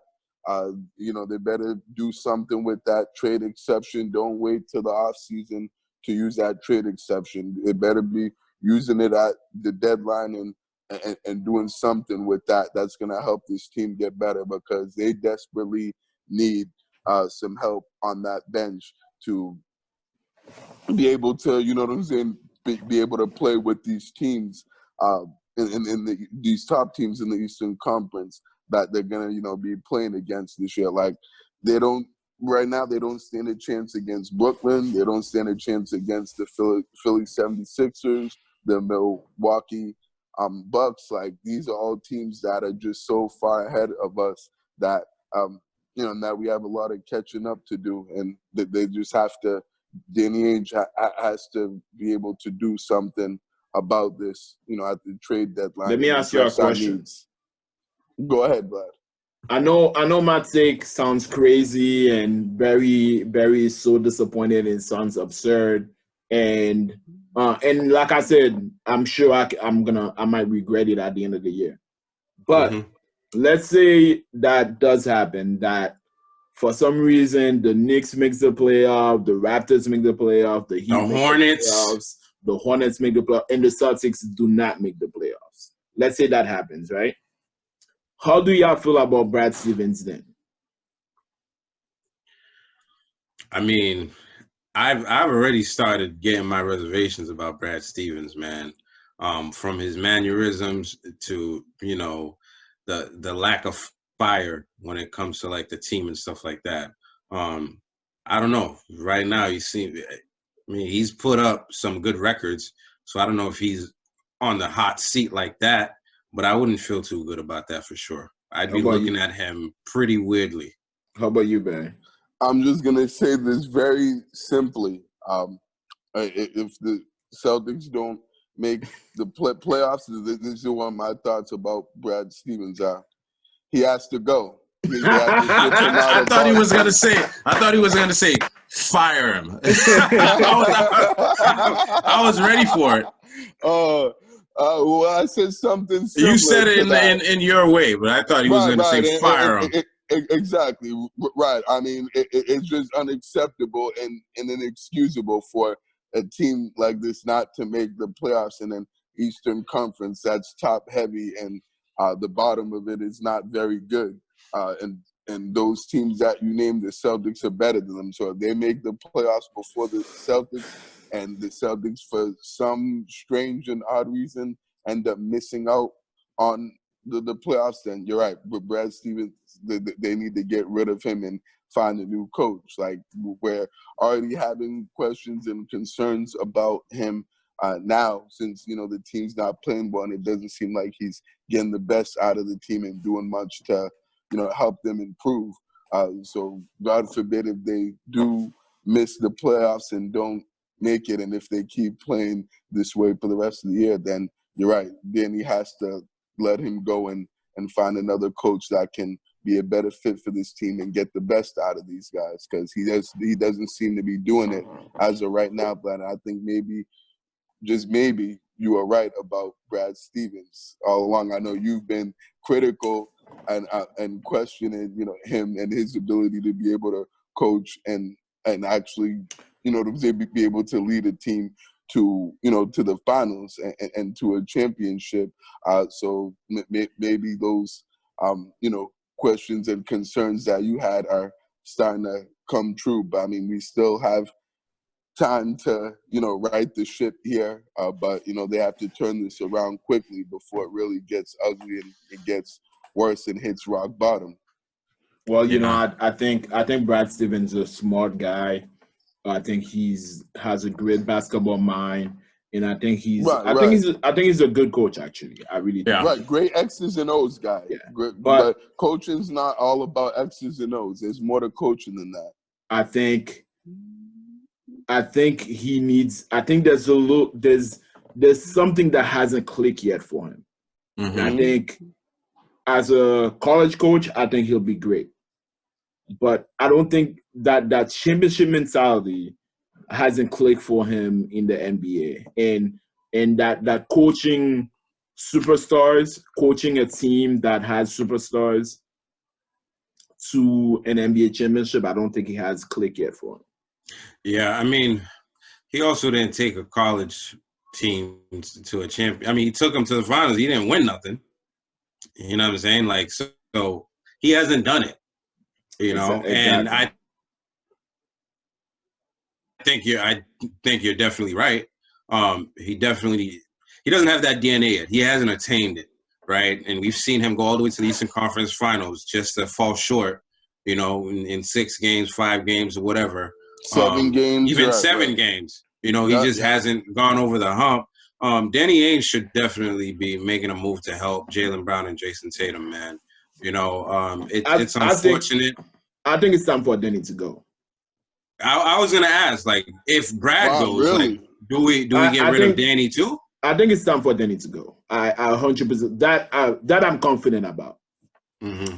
More confident than Brad Stevens. Yeah, Brad Stevens. I'll give him some chances because I think he's so good. I think he's really good. I just don't think he hasn't achieved that yet. Maybe he will, but Danny Ainge gotta go. I think the past, I don't know, how long he's been with the team? Almost 20 years now? Yeah, getting to 20 almost. Right. How many championships? Getting up there. How many Just finals? one. How many finals?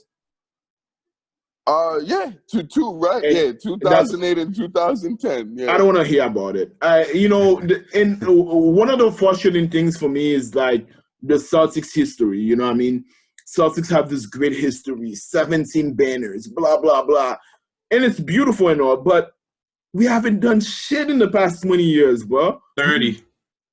The past 30 years. Nothing besides one chip. Nothing sustainable. Nothing sustainable.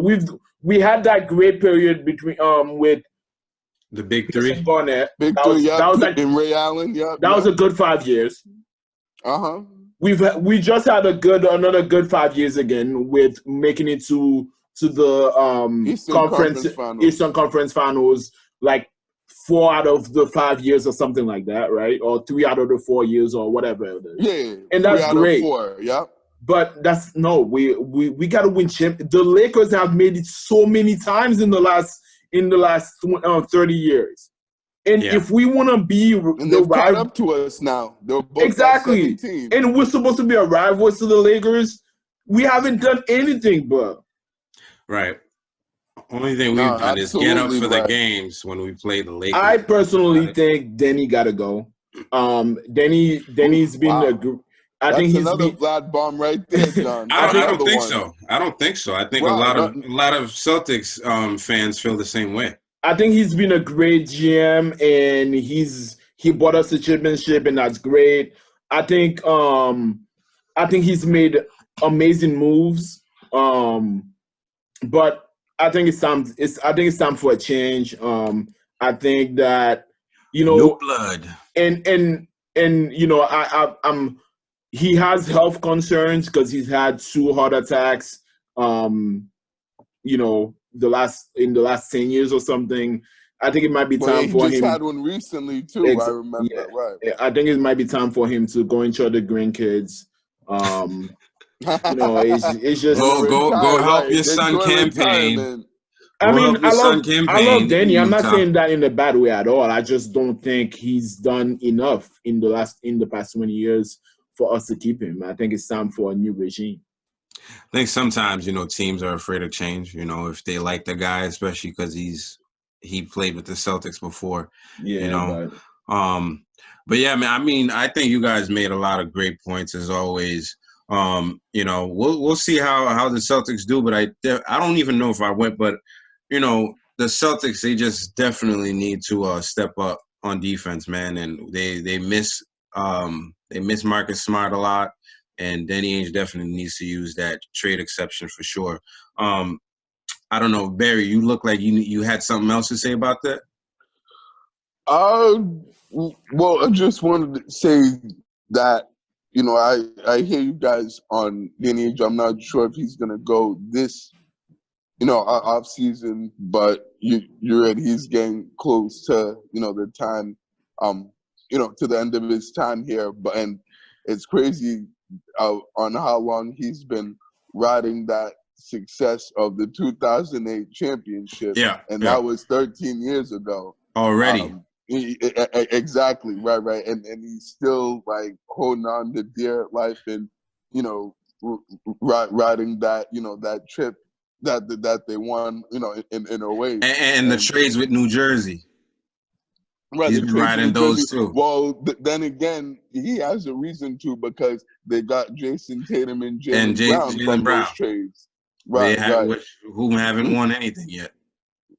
They haven't, but they're still young though, and they still have, the championship window for them is still, it's still long, so they still have time, to be able to, to win some chips.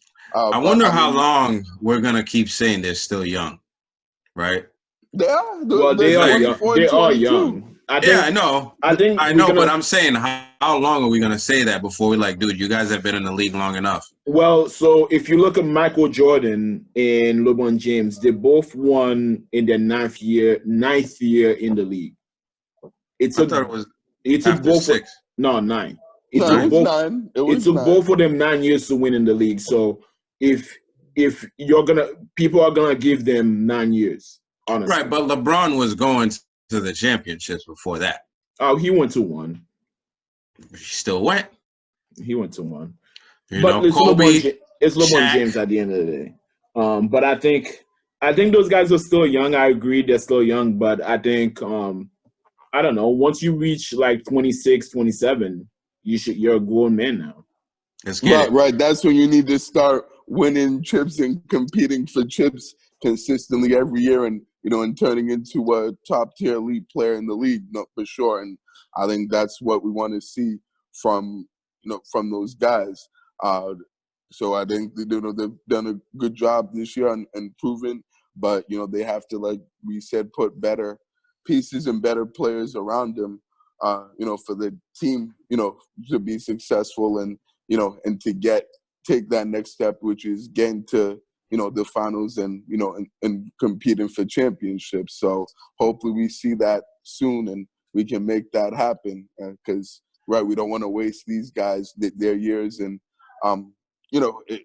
in their careers. So I mean, so we'll see what Danny has in store. Hopefully he has something in store for us this trade deadline, but we just have to wait and see what transpires.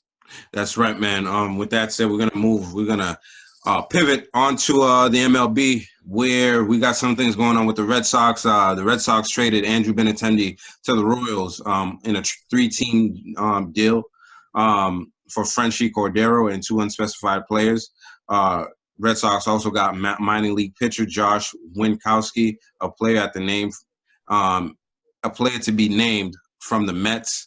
The Red Sox signed Marwin Gonzalez to a 1-year deal worth $3 million, and the Mets got Khalil Lee from the Royals. So that completed the 3-team deal right there. So the Red Sox are doing some things, right? I don't know if what they're doing is going to put them anywhere over the top, because it seems like it looks like Shane Bloom is trying to get the farm system going again. That's what it looks like to me. No, right? That's certainly exactly what he's doing, John. And I mean, I actually, don't blame him for trading Benintendi, because I think, honestly, Benintendi's overrated and he's trash. I don't think he's, very good. And he hasn't gone better since his rookie year. Just look at the numbers. Numbers don't lie. As we know, the numbers have gone down since his rookie year, and he hasn't improved and gotten better. And this is a guy that's still young. He's only 26, and the fact that you you've had already down years since your rookie year, and yet you're only 26, and this is supposed to be the best years of your career, and you're supposed to be in your prime, and we're not seeing any sort of improvements and progress from you. No, it's definitely alarming and very concerning. Let me ask you a question. I heard this thing from a take from another person I was listening to, and they were talking about how Chain Bloom he kind of has like the mindset from a small market mindset, right? Because he came from the Tampa Bay, right, which is a small market, and they got to do certain things to like make sure they're getting the people they need. And I think their point was that we could have signed somebody like Trevor Bauer, right? Because the Red Sox have enough money to do things like that. We're one of the top teams in the league. We should be able to sign anybody we want because we just have that kind of money, and we didn't.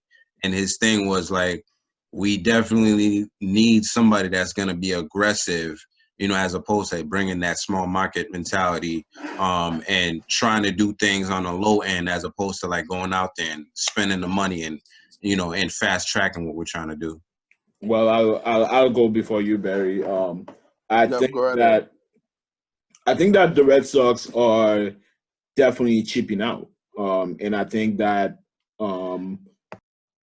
they're definitely chipping out, but I don't know if that's a bad thing. You know what I'm trying to say? Because the guy that was there before, he would buy anybody. He'll buy all the he bought that guy. He bought Sales. He bought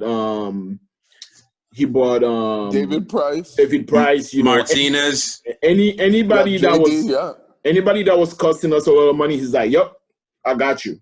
Come Bring here. Him over, right? We'll pay you." But you know what that does? That gives you one championship, and then after that, you go and lose bottom of the pack. You know what I mean? So I personally want something that's more steady and more consistent, but that wins. You know what I mean? So I'm glad that he's building the farm system, but we need to win. Like, I don't want to. One thing I don't want to be in sports is the Cincinnati Bengals. Ooh. You know what I mean? So I don't want to be the Cincinnati Bengals. You know what I mean? Like, we need to be consistent, but we need to be good. I also don't like the Red Sox. 2013 they won, right? And in the next 2 years they were at the bottom of the league. 2016 they won. Next year they're at the bottom of the league. I don't like that either. I want to be consistent, but I want to win. You want to be the Yankees or the Patriots. That's true. Yeah, well, the Patriots of the past. We'll see if the future. Yeah. Right. The Patriots in the last 20 years. Yesteryear's Patriots. Yeah. I like that word, yesteryear. Patriots, yeah, that's a good one. I haven't heard that one yet, but I like it. No, but with, the Red Sox, you definitely bring up some good points. Vlad and John, I think, Chaim Bloom certainly has that, small market mentality and, and is still running the team the same way.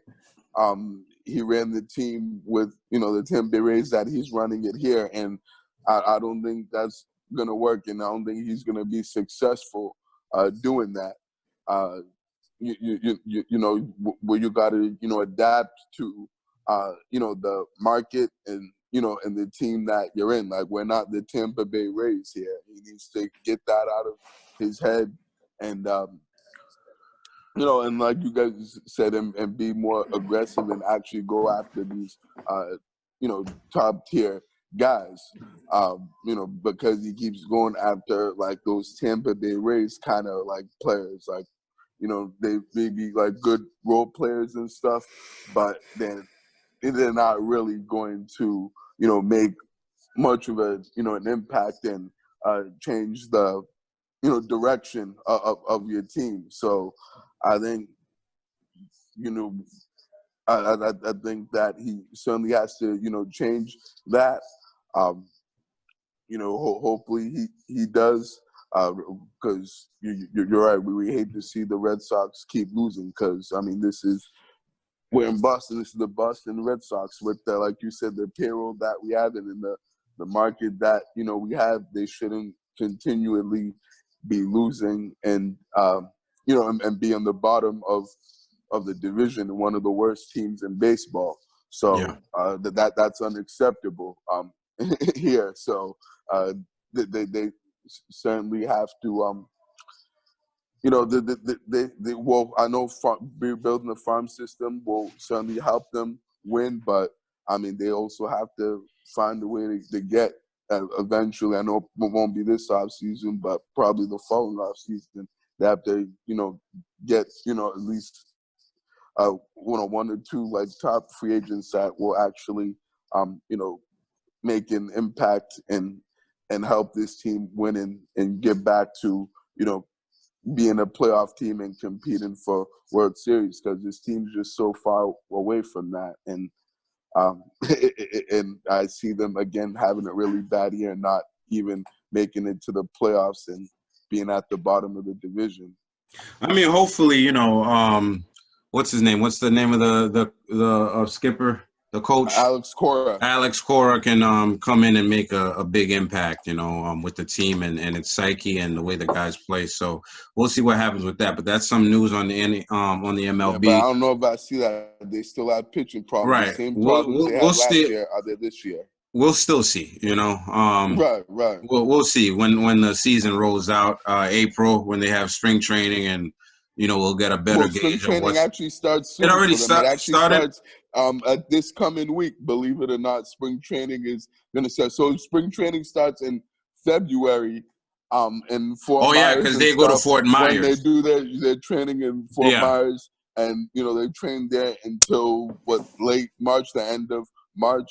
And then, when spring training's over and the late March, beginning April, that's when the regular season begins, and they get ready for that. Wasn't Chalk Day Monday or something? Something like that. Yeah, right. Yeah, I think it's this coming Monday. Or no, it was last Monday. No, last Monday. Right. It was this past Monday. Mm-hmm. So, I mean, we'll see how spring training goes and, and what, Cora can do with this team, this year. But they're still going to have to, they still have work to do and to make more moves moving forward for them to get where they need to be. That's a fact, man. Let's move into the NHL where we're updating you on the Bruins and how they're doing. So the Bruins had a couple games, and Barry's going to give us, a couple points on what's happening with the Bruins, because they've been winning a lot lately. So they played the Rangers twice and the Islanders one time. They won against the Rangers twice. The first game 3-2, the second game 1-0. They lost against the Islanders 4-2.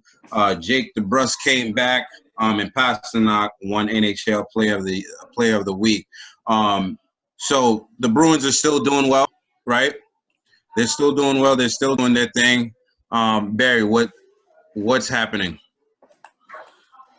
Yeah, John, like you said, the Bruins, they're on fire, man. They're the best team in this city right now, and they're playing really good hockey. They're winning games. As we know, they're 9-1-1 in their last 11 games, which is impressive. So they're definitely playing as a team. Particularly, the goaltending's been very good between the two goaltenders, Halat and Tuukka Rask.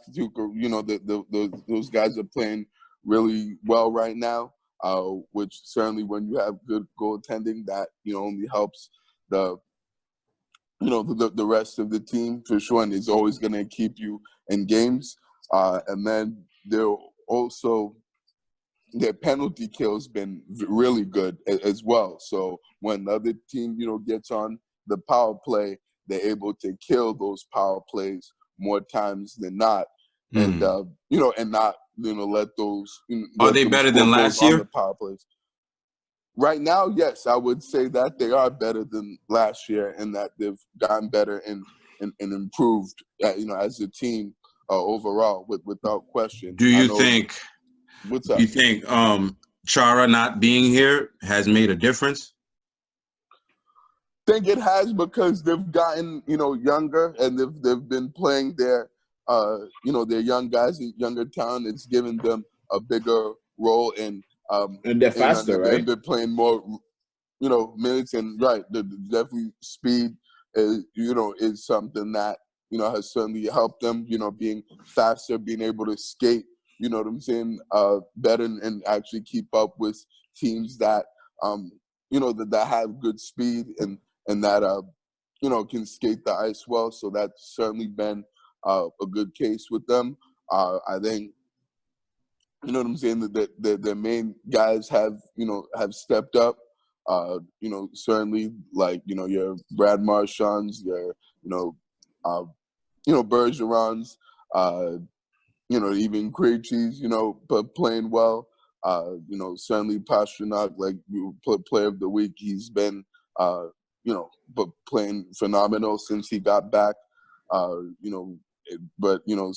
even Charlie McAvoy's been playing pretty well too, and Charlie Coyle. So everyone's definitely been doing their part, and and playing their role and taking advantage of their the opportunities and the minutes that they're on their ice. I think they could be doing a little better offensively, but they're scoring timely goals, and when they need to.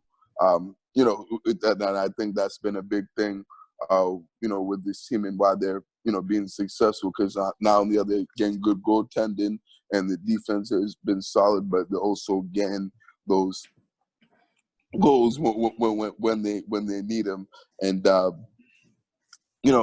and being able to get those scoring chances as well, and being on the attack. That's certainly been a strength of this team that they've really excelled in. I think it was unfortunate last night they lost to the Islanders. That was the first game in a while that they hadn't played well. And they just got outplayed, pretty much by the Islanders. Like I was just saying, that their penalty kill has been good and recently, but in that game it wasn't very good. They think they got themselves into too many penalties, and the Islanders got on the power play too many times, and they took advantage of it. They got a couple power play goals, and took the lead, and and then once they took the lead, they were in complete control of the game. The Bruins were never really able to get back into the game. I know they tied it at 2 because the Bruins scored first, and then the Islanders scored the next 2. Then the Bruins tied it, but then the Islanders got 2 power play goals, and once they went up 4-2, that Bruins never really were able to get back into the game, and the Islanders pretty much were in complete control at that point. So, but I mean, you're gonna have those kind of games in the season. It happens. But luckily we haven't seen that happen too many times. So they're definitely, hopefully we don't see that. Too many games like that moving forward. But I like this way this team's playing right now. They're really playing as a team, and Bruce Cassidy, the coach of the Bruins, has definitely got those guys going. And I'll just say this lastly, like I think honestly the Bruins, as I'm sure you guys know this, but I think they're the team that's the closest to winning a championship in Boston than any other team, including the Celtics. So they've been close the last few years too.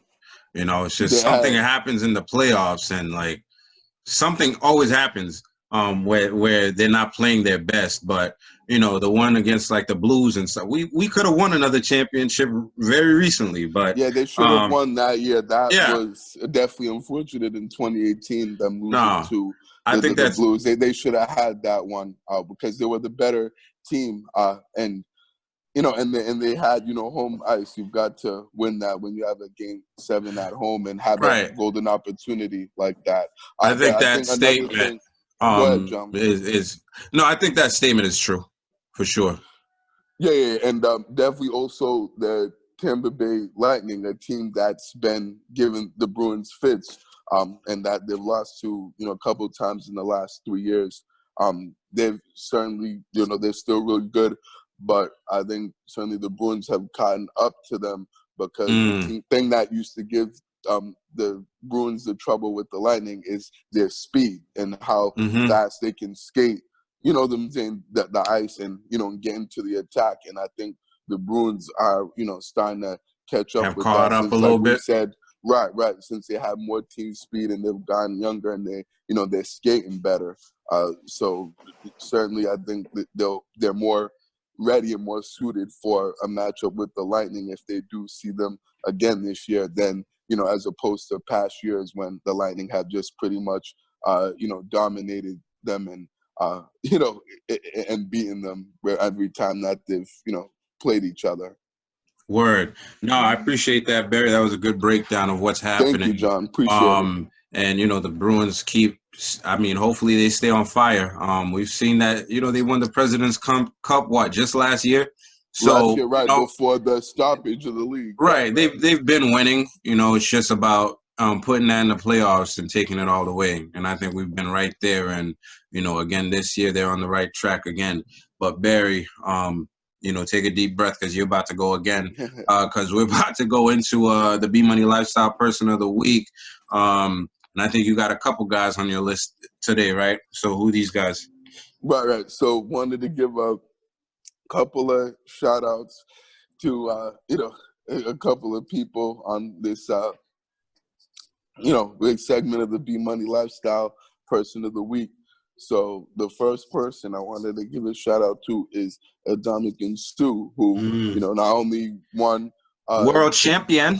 Yes, that's true. We only won a Super Bowl just last week with the Tampa Bay BUCS. But this guy started in Detroit, like.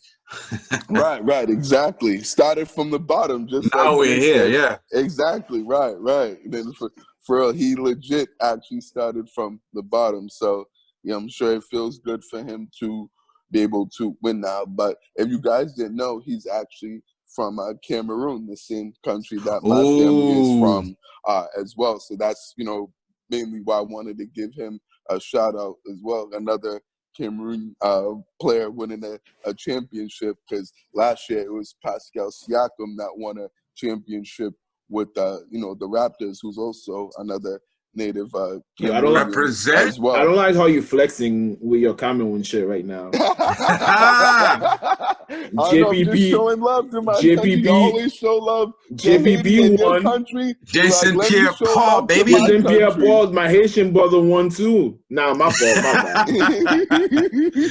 I like that though. I like that. But see, there's not many of us that are playing professional sports and professional athletes and not make it to, the league like you guys. So I just get, I get triggered when somebody's flexing. I gotta flex too. Sony Michelle.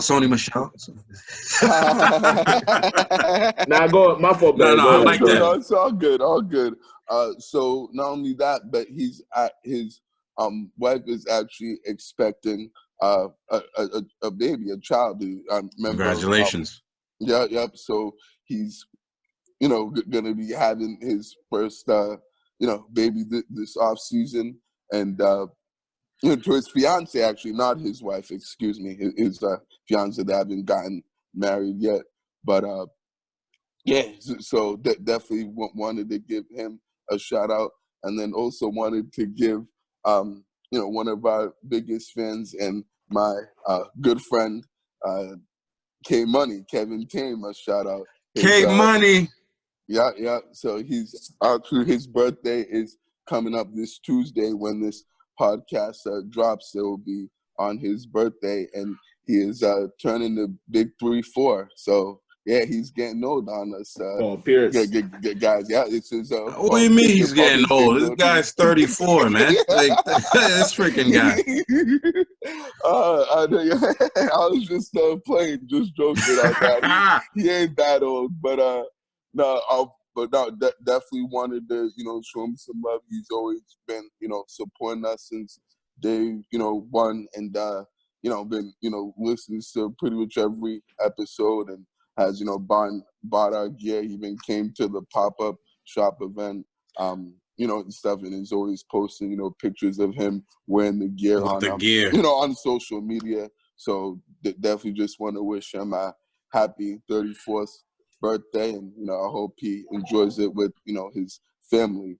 But definitely big shout outs to them, and then just want to also wish a happy Valentine's Day to all the beautiful ladies that listen to Pro Fan Sports podcast as well. I appreciate you guys and appreciate your support. So thank you for following us and for listening to this podcast, and I hope y'all have a great Valentine's Day. Barry has all the female fans on this podcast. Right? They tell me about him all the time. No, that's definitely you. They tell me about his voice. They tell me about his laugh. They talk about that B Money lifestyle. It's a ladies' man in here. Yeah, I guess they just love the B Money lifestyle. Everybody loves B Money and loves the B Money lifestyle. So for sure, bro. So I appreciate them. That's awesome to hear that. The ladies love and be on the podcast. So the ladies love Barry. I'm definitely the LLB. Right. I like that one. Maybe that's another nickname for me. There we go. I like it, John.